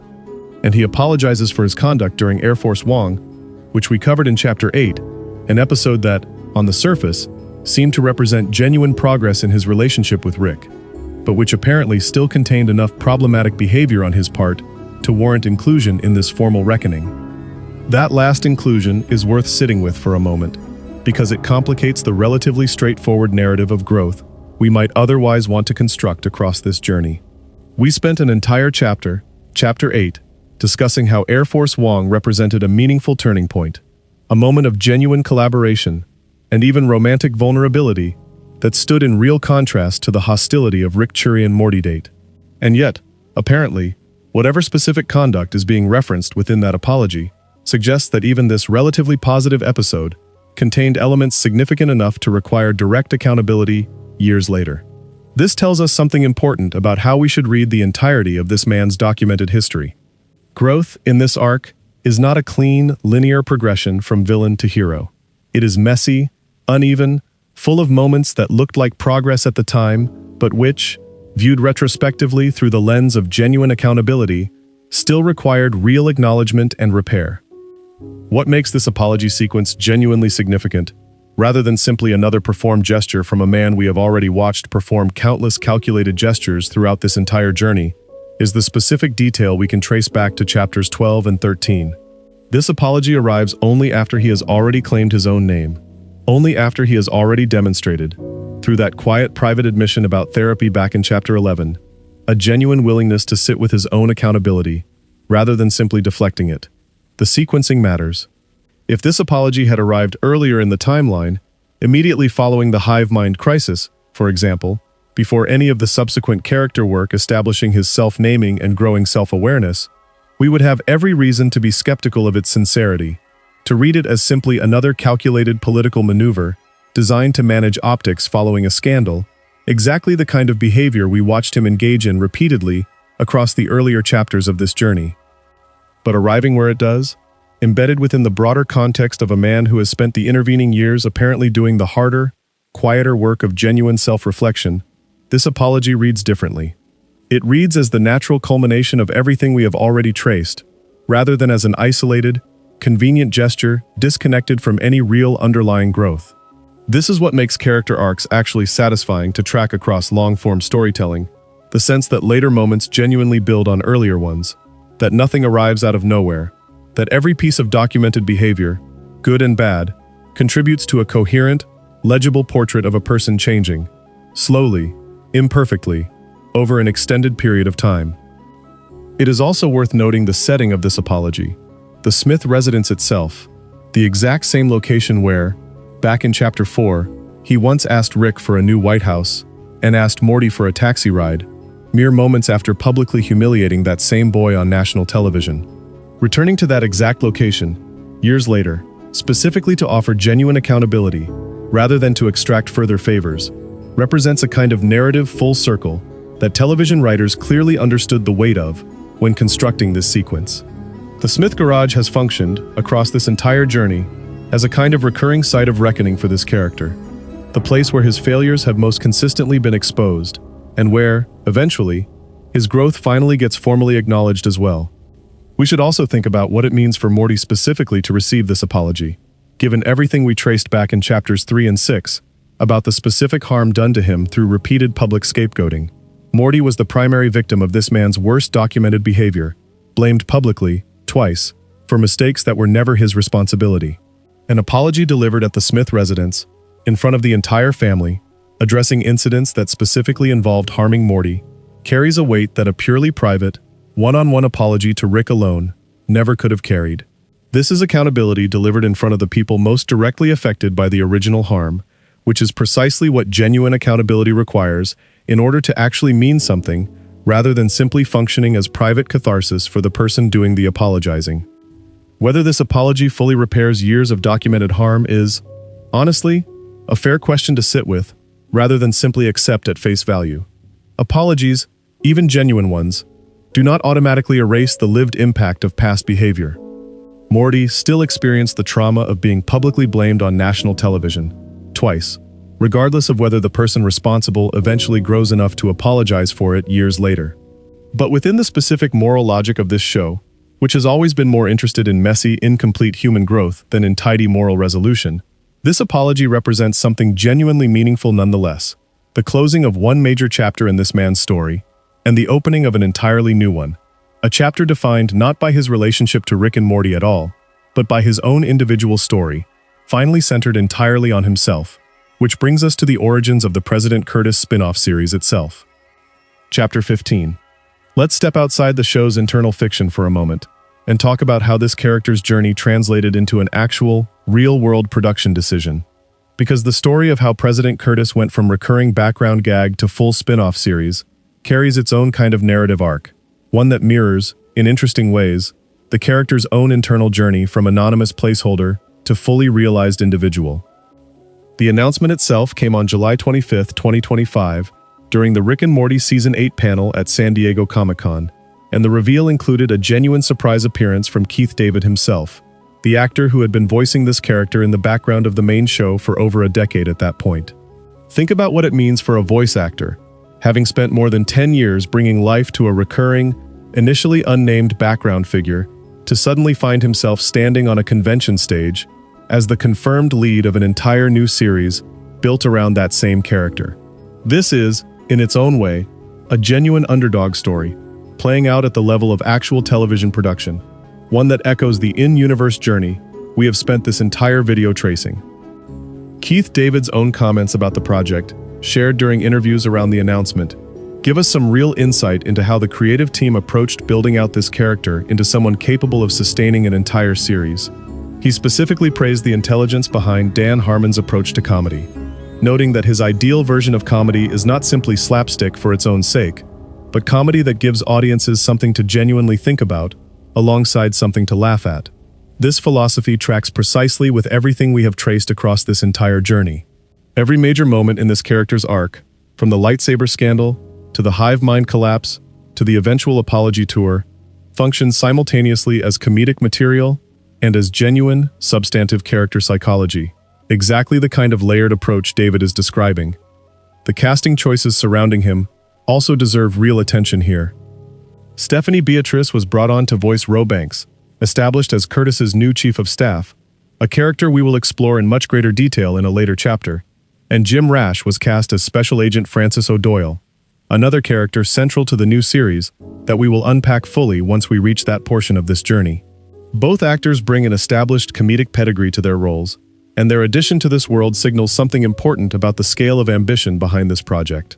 This was never intended to be a small, quickly produced spin-off, riding purely on Rick and Morty's existing brand recognition. This was a genuine investment in building out an entirely new ensemble, an entirely new supporting cast, around a character who had, up until this point, never needed to carry that kind of narrative weight on his own. It's worth noting, too, the promotional rollout the show received leading into its actual premiere. On May 24, 2026, Adult Swim aired a promotional commercial for the series, featuring Rick and Morty themselves, embedded during the broadcast premiere of the Rick and Morty episode titled, "There's Something About Morty."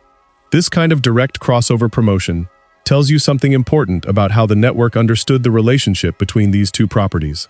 Rather than simply trusting Curtis's name recognition alone to draw an audience, the marketing strategy deliberately leaned on his established history within the flagship show, using Rick and Morty's own platform to introduce audiences to a character they may have only known peripherally, as a recurring joke rather than as someone capable of sustaining his own narrative. The series itself finally premiered on July 26, 2026, airing on Adult Swim at 11:30 in the evening Eastern Time, with each episode subsequently added to HBO Max the following day. A fairly standard distribution model for Adult Swim's animated programming at this point in the network's history. The first season was structured to run 10 episodes, concluding on September 27th of that same year. And notably, the show received real, immediate confidence from the network itself, with a second season order announced on July 24, 2026. Just 2 days before the first season had even finished airing in its entirety. This kind of early renewal confidence suggests that whatever internal metrics or advanced screening feedback the network was working from, there was genuine belief that this character, and this specific creative team's approach to him, had real staying power beyond a single trial season. Let's also think about the broader context this spin-off arrives in, which the critical response we found earlier described as a very particular moment in Rick and Morty's overall cultural trajectory. By this point, the flagship show had grown into what one review described as a genuine juggernaut hit for Adult Swim, now well into its 9th season and 13th year of broadcast. A show that had, according to that same coverage, largely moved away from its earlier emphasis on thematic heft and canon-advancing events in favor of a more sustainable, longevity-focused approach to its ongoing storytelling. Understanding this context matters for appreciating what President Curtis represents structurally within the larger franchise. It is not simply another episode of Rick and Morty wearing a different title. It is, in some sense, an attempt to carve out space for exactly the kind of grounded, character-focused storytelling that the flagship show had increasingly moved away from in its later years, built around a character whose entire journey, as we have traced across this video, was always more emotionally substantial than his relatively limited screen time within the main show ever fully allowed him to explore. There is a certain fitting symmetry in this too, a character who spent years being defined entirely by his relationship to Rick Sanchez, who could not exist within his own show's narrative logic without being framed primarily as Rick's foil, finally gets the opportunity to exist as the sole gravitational center of his own story. The very qualities that made him compelling within the margins of the flagship show, his approval-seeking, his flawed humanity, his slow, uneven journey toward genuine accountability, become the actual thematic foundation of an entirely new series built specifically to explore them in depth. What began as a placeholder, a rotating stand-in for whichever real-world president happened to be relevant at any given broadcast moment, has become something the show's own creators clearly believed was substantial enough to sustain its own sustained, independent narrative universe. Chapter 16. Now let's actually walk through the pilot episode itself. The first sustained glimpse the audience ever received of Andre Curtis operating entirely on his own terms, without Rick Sanchez, without the Smith family, without any of the framing devices that had defined every single one of his appearances up until this point. The episode is titled simply Pilot, and it premiered on July 26, 2026, written by the series co-creators Dan Harmon and James Siciliano, the same creative team responsible for building out this character's expanded world.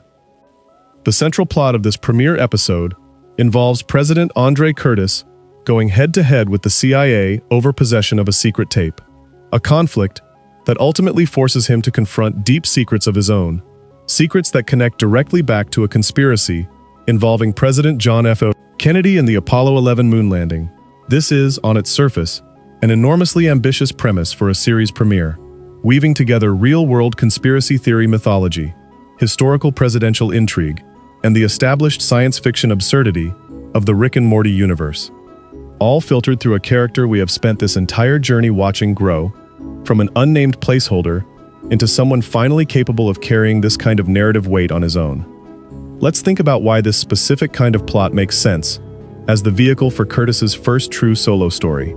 Throughout every previous appearance we have traced across this video, this character has always been reactive rather than proactive, responding to cromulon crises he did not create, responding to lightsabers he should never have picked up in the first place, responding to news cycles that threatened his approval rating, responding to Rick Sanchez showing up uninvited in his airspace.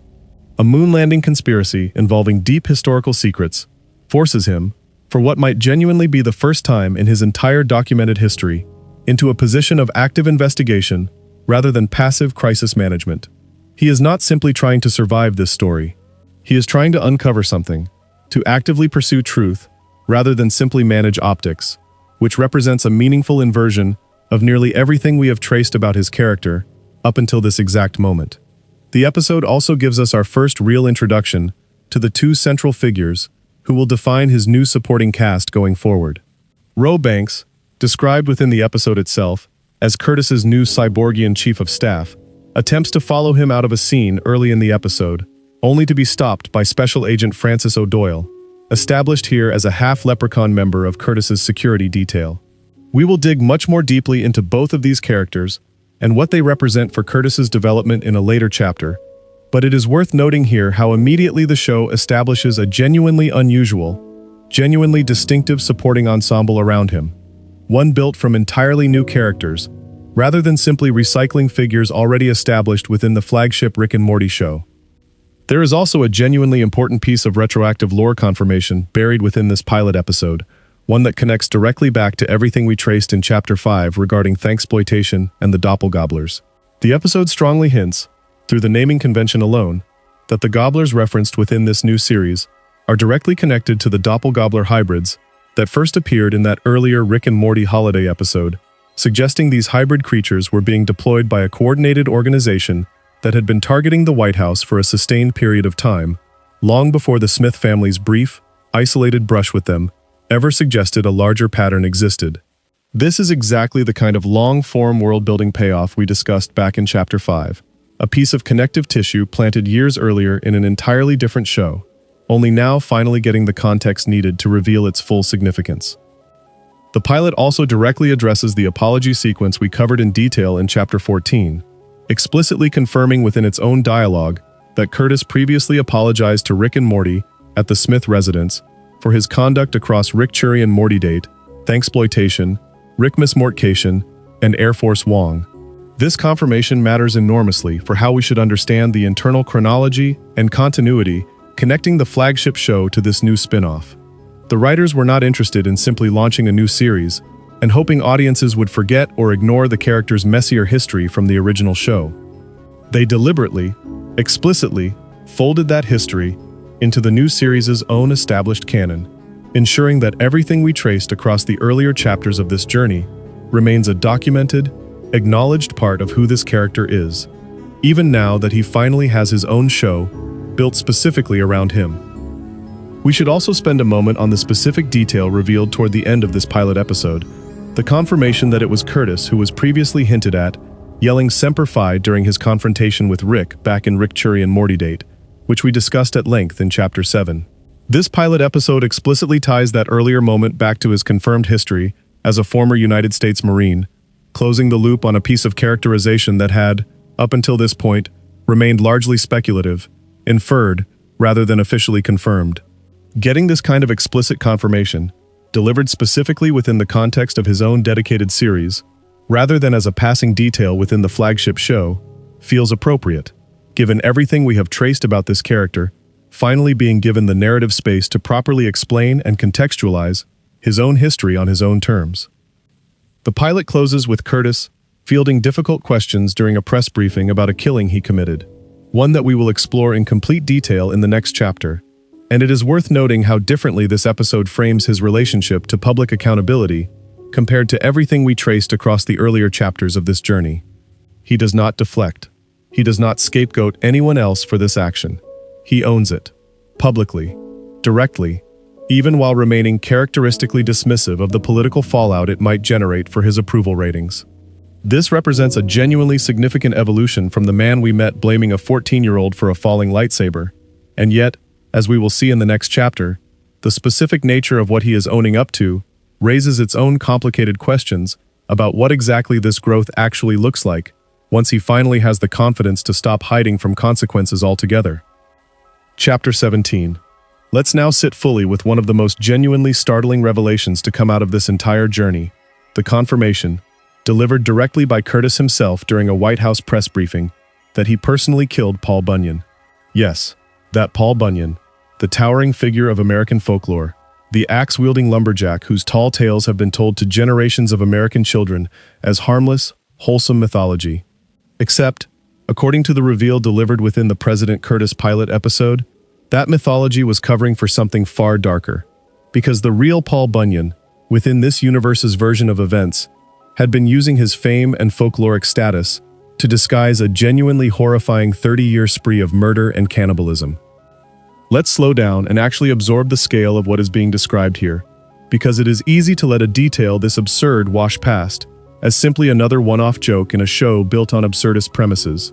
A figure embedded so deeply into American cultural mythology that children grow up hearing his stories as bedtime tales was, according to this reveal, secretly a serial killer and cannibal, operating for 3 full decades, protected, presumably, by the sheer cultural reverence surrounding his mythological status. Nobody thought to investigate Paul Bunyan. Nobody thought to question the disappearances that must have accompanied 30 years of undetected killing. His fame itself functioned as a kind of camouflage, exactly the same way, interestingly enough, that Curtis's own early years as an unnamed, borrowed placeholder character functioned as a kind of camouflage, obscuring the real individual underneath a much larger, more culturally recognizable symbol.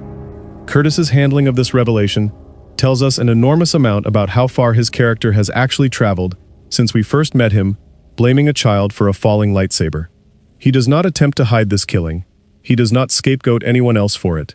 He stands directly in front of the White House press briefing room and confirms, publicly, on the record, that he personally killed Paul Bunyan, framing the action explicitly as an act of vigilante justice carried out against a hidden, decades-long pattern of horrific crime that conventional law enforcement had apparently failed to detect or address through 30 full years of ongoing atrocity. And crucially, when reporters pushed back on this revelation, questioning his approach to vigilante justice, and specifically probing how this kind of unilateral, extrajudicial killing might affect his approval ratings, Curtis brushes off those critiques almost entirely.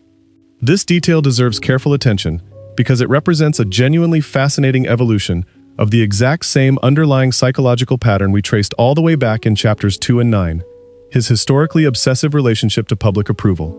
For years, we watched this man make catastrophic decisions, specifically in service of protecting or manufacturing favorable public perception, culminating in the genuinely disturbing hive mind assimilation crisis we covered in detail.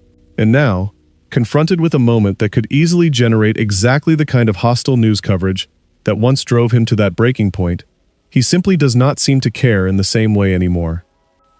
This is worth sitting with as a genuinely complicated piece of character development, because it is not entirely clear whether this represents healthy growth or simply a different, equally concerning kind of psychological shift. On one hand, a man no longer willing to sacrifice his own integrity or accountability purely to protect his approval rating represents genuine progress from the pattern we traced across his earliest appearances. He is not lying about the killing. He is not blaming someone else for it. He is standing behind his own actions, publicly, directly, which is precisely the kind of accountability we watched him struggle to access for years across this entire journey. On the other hand, there is something genuinely unsettling about a sitting president who can calmly confirm having personally killed someone, framing it as straightforward vigilante justice, and then simply move past the moral and legal complexity of that action with minimal apparent internal conflict. This tension actually connects in interesting ways back to our earlier deep dive into Rick Sanchez's own moral nihilism, which we explored at length in our companion analysis of his philosophy. Rick, as we discussed extensively in that earlier video, operates from a worldview where traditional moral frameworks are treated as arbitrary human constructions with no basis in objective reality, allowing him to act with minimal guilt, regardless of the consequences his actions produce.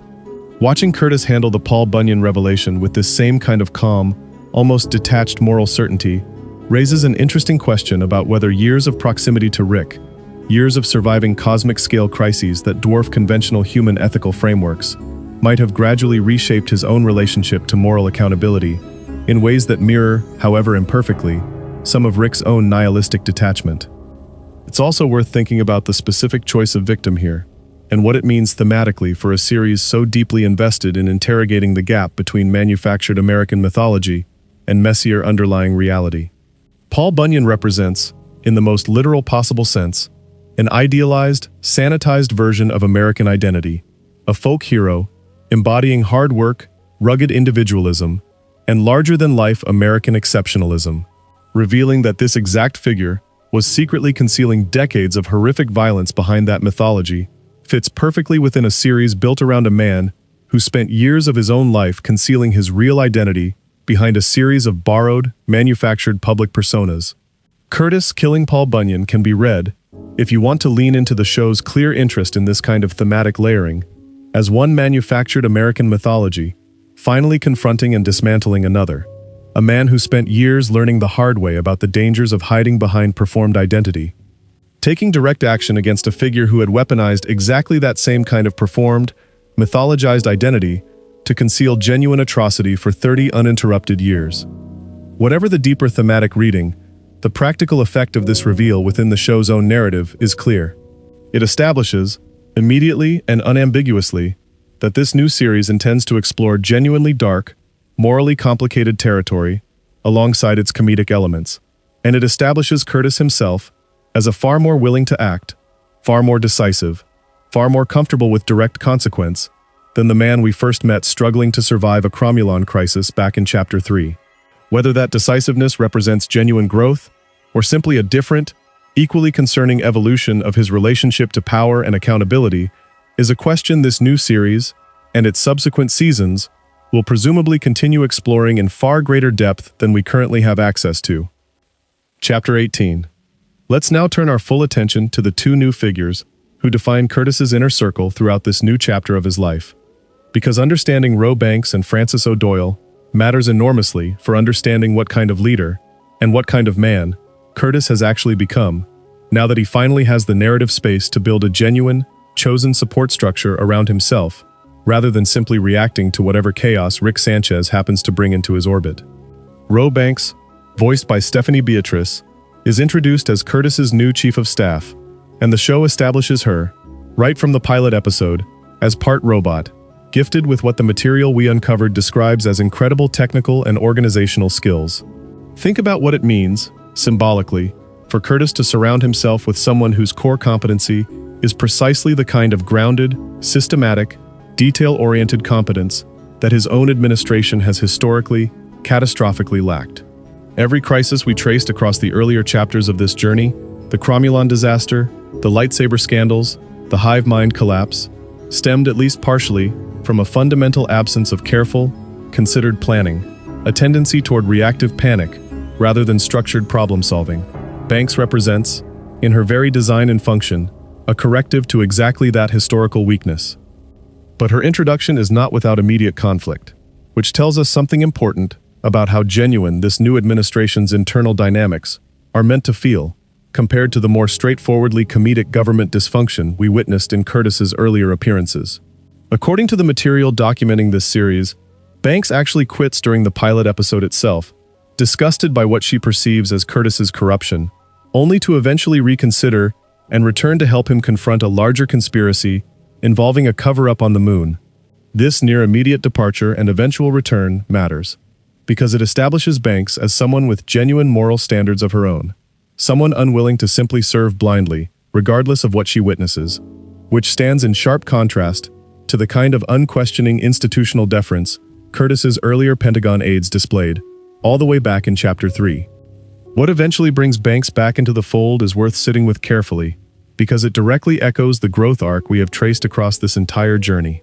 She regains her respect for Curtis specifically once he comes clean about what the CIA had been using to blackmail him, choosing honest vulnerability over continued concealment.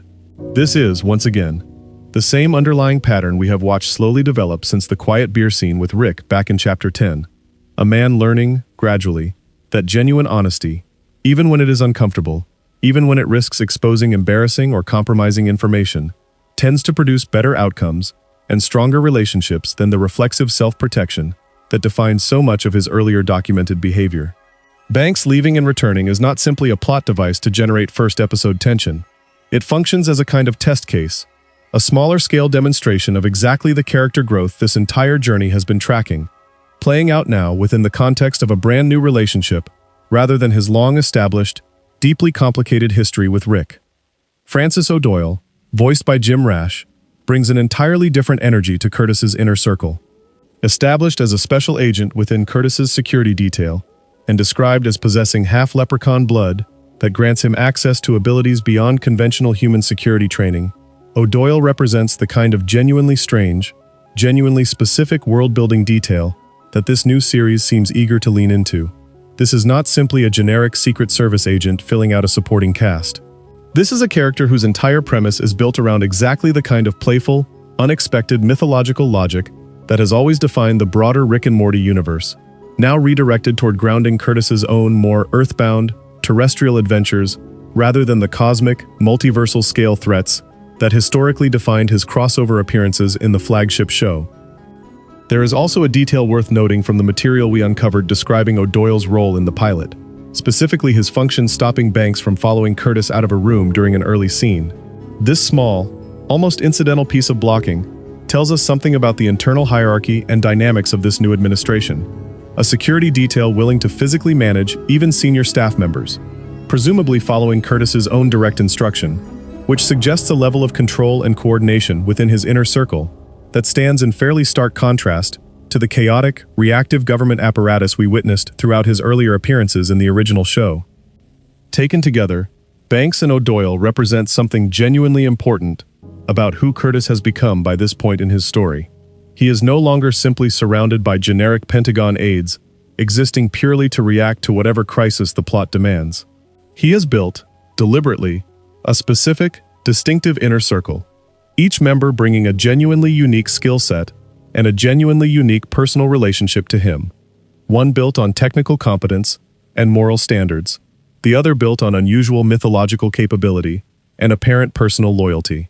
This matters for understanding the broader arc we have traced across this entire journey, because it suggests that the growth we witnessed in his individual psychology, his slow movement from reactive self-preservation toward genuine accountability, has also translated into genuine growth in how he builds and manages relationships more broadly. The man who once asked Morty for a taxi ride, moments after publicly humiliating him, has become a man capable of earning back the loyalty of a chief of staff, who quit specifically because she was disgusted by his conduct. That is not a small evolution, and it deserves to be recognized as one of the more meaningful, concrete pieces of evidence supporting the larger case we have been building across this entire video, that this character's journey represents genuine, if imperfect and hard-won, personal growth. Chapter 19. There is one more thread of Curtis's story worth pulling on before we move toward our closing reflections, and it is a quieter, more emotionally grounded thread than nearly anything else we have covered across this entire journey. Buried within the broader plot machinery of moon conspiracies and Paul Bunyan killings and CIA blackmail schemes, the material documenting this new series reveals that Curtis is divorced and that he still carries genuine feeling for his ex-wife, a woman who has gone on, in the years since their marriage ended, to become the governor of Illinois, where she now serves as the architect of an innovative monster rehabilitation program, one whose star participant is described, remarkably, as the Candyman himself, referencing the figure familiar from decades of horror film mythology. Let's sit with this detail for a moment, because it represents a genuinely different register of storytelling than almost anything else we have traced across this journey. Everything else we have covered involves cosmic threats, political scandal, national security crises, and public accountability playing out on the largest possible stage. This detail is small, personal, almost quietly melancholy by comparison. A man who once held the country's highest office, who has weathered Cromulon disasters and hive mind collapses and impeachment scheming, still, apparently, carrying an unresolved emotional attachment to a marriage that ended sometime before the events of his own spin-off series begin. The material we found describing this dynamic makes a specific and important observation, noting that this romantic subplot is deployed more as a background character detail than as a driving force of the overall story. This creative choice deserves real consideration, because it would have been easy, structurally, for a show built around Curtis's personal growth to lean much harder into this unresolved relationship, using it as the emotional spine of an entire season, the way many television dramas might handle a divorced protagonist, still carrying a torch for an ex-spouse who has moved on to build a genuinely admirable, independent life of her own. Instead, the show apparently chooses restraint here, letting this detail exist quietly in the margins of Curtis's story, rather than escalating it into the central emotional conflict of the series. This restraint actually tells us something important about how the show wants us to understand Curtis at this stage of his development. A man who has spent this entire journey learning, slowly and imperfectly, to stop centering every crisis around his own emotional needs, to stop manufacturing drama purely to manage his own approval and validation, would presumably also be someone capable of holding a genuine, ongoing sense of loss about his marriage, without needing to turn that loss into a spectacle, without needing to weaponize it for sympathy or attention the way earlier versions of this character almost certainly would have. The quiet background placement of this romantic subplot feels, in its own way, like further evidence of the growth we have traced across this entire video. A man finally capable of holding complicated, unresolved personal feelings without needing to make them everyone else's problem. There is also something worth appreciating about his ex-wife's own trajectory here, even though our focus throughout this journey has remained squarely on Curtis himself.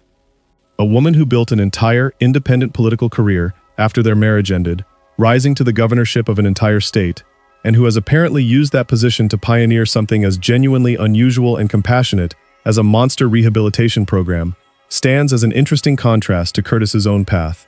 Where Curtis's political career has been defined, across the entirety of this journey, by reactive crisis management and a slow, hard-won journey toward personal accountability, his ex-wife's career, at least based on what we know, seems to have been defined by proactive, genuinely innovative governance from the outset.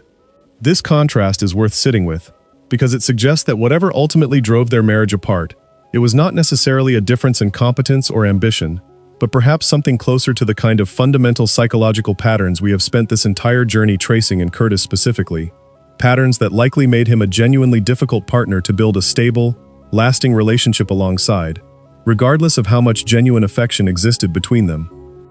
The detail about the Candyman serving as the star participant in her monster rehabilitation program also deserves a brief moment of appreciation, purely for how it fits into the broader thematic interests this new series seems to be exploring. Just as Curtis's own story has been fundamentally about the possibility of growth and redemption for someone with a genuinely troubled history, his ex-wife's signature policy achievement apparently revolves around exactly that same core question: whether even the most feared, most mythologized figures of horror and violence might be capable of genuine rehabilitation, given the right structure and support.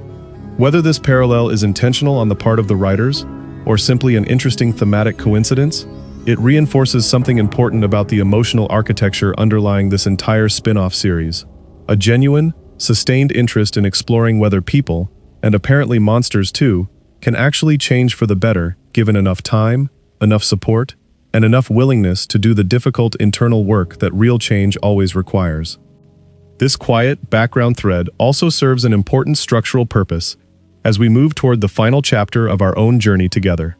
It reminds us that even now, even after everything Curtis has been through, even after finally claiming his own name, finally offering genuine accountability, finally building a genuinely loyal and competent inner circle, he remains, underneath all of it, a fundamentally human figure, carrying ordinary human losses and ordinary human regrets, alongside all the cosmic-scale chaos that has defined so much of his public life.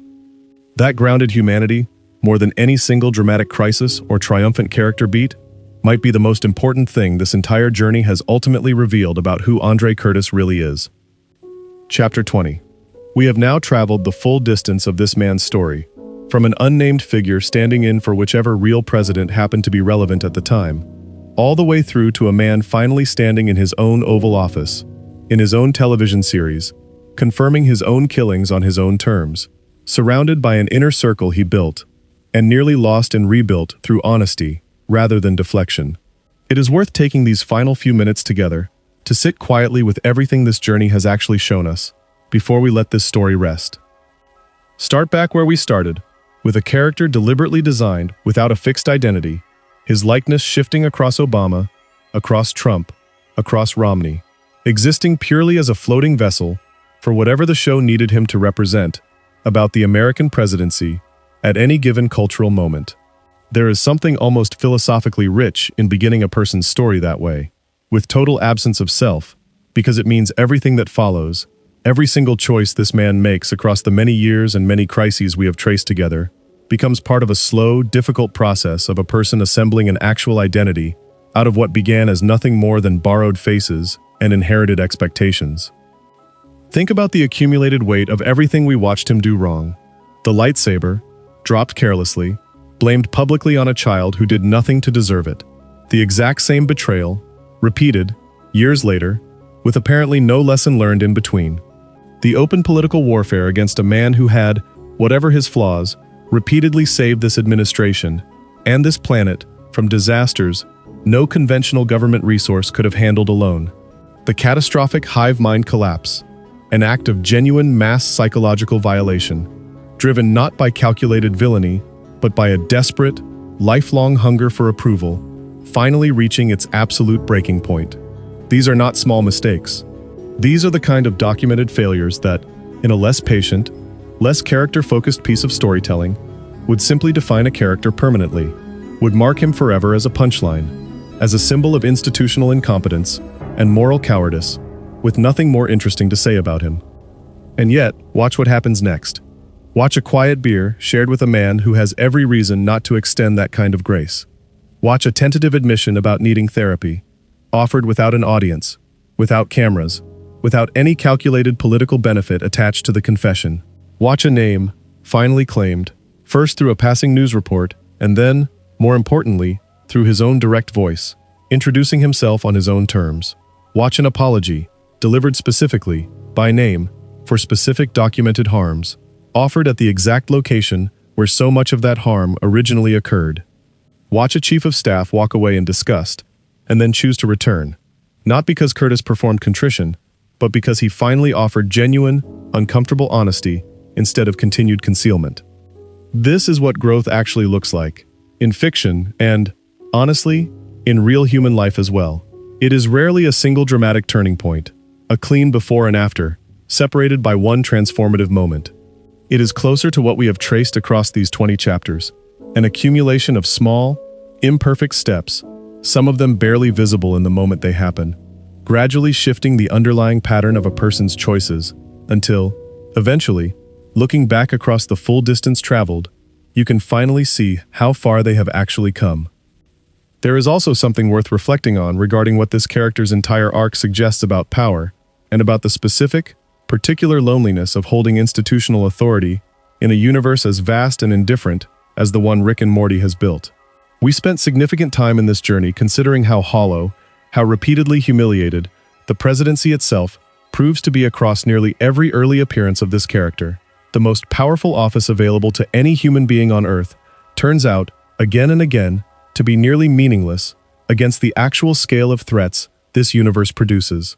And yet, watching Curtis's full journey, from that hollow, humiliated early positioning, all the way through to a man capable of genuine moral confidence, of genuine accountability, of genuinely earned relationships built on honesty, rather than manufactured approval, suggests something quietly hopeful, buried underneath all the absurdist comedy and cosmic-scale chaos. Real strength, the show seems to be arguing across this entire arc, was never actually located in the office itself, in the launch codes, in the Secret Service, in any of the institutional trappings of presidential power. It was always, ultimately, located somewhere much smaller and much harder to access, in a person's actual willingness to be honest, to be accountable, to sit with discomfort, rather than deflecting it onto someone with less power to defend themselves. We should also take a moment, before we close, to appreciate the sheer improbability of this entire journey existing at all. A character introduced as an unnamed placeholder in a single episode back in 2015, never intended, presumably, to carry this much accumulated narrative weight, ended up sustaining more than a decade of recurring appearances, earning a name, earning genuine character development, and eventually earning an entire spin-off series built specifically around his own individual story. That is a remarkable trajectory for what began as little more than a topical political joke, and it speaks to something genuinely special about the way long-running, patient storytelling can transform even the smallest, most disposable-seeming creative choices into something with real accumulated emotional weight. Given enough time, enough patience, and enough willingness on the part of the creative team to keep returning to a character and asking what more there might be to say about him. As this new series continues forward, as Curtis navigates whatever comes next in Illinois, in the Moon conspiracy fallout, in his ongoing relationship with Banks and O'Doyle, in whatever eventually happens between him and the ex-wife he still, quietly, carries feeling for, we are left with a portrait of a man who spent decades being told who he was by other people, by news cycles, by approval ratings, by whichever real-world figure happened to be culturally relevant, and who finally, slowly, imperfectly, learned to tell his own story instead. That, more than any single crisis, any single scandal, any single moment of cosmic-scale absurdity, might be the truest, most quietly meaningful through-line running across the entire life of President Andre Curtis. Thank you for spending this time with his story. Sleep well.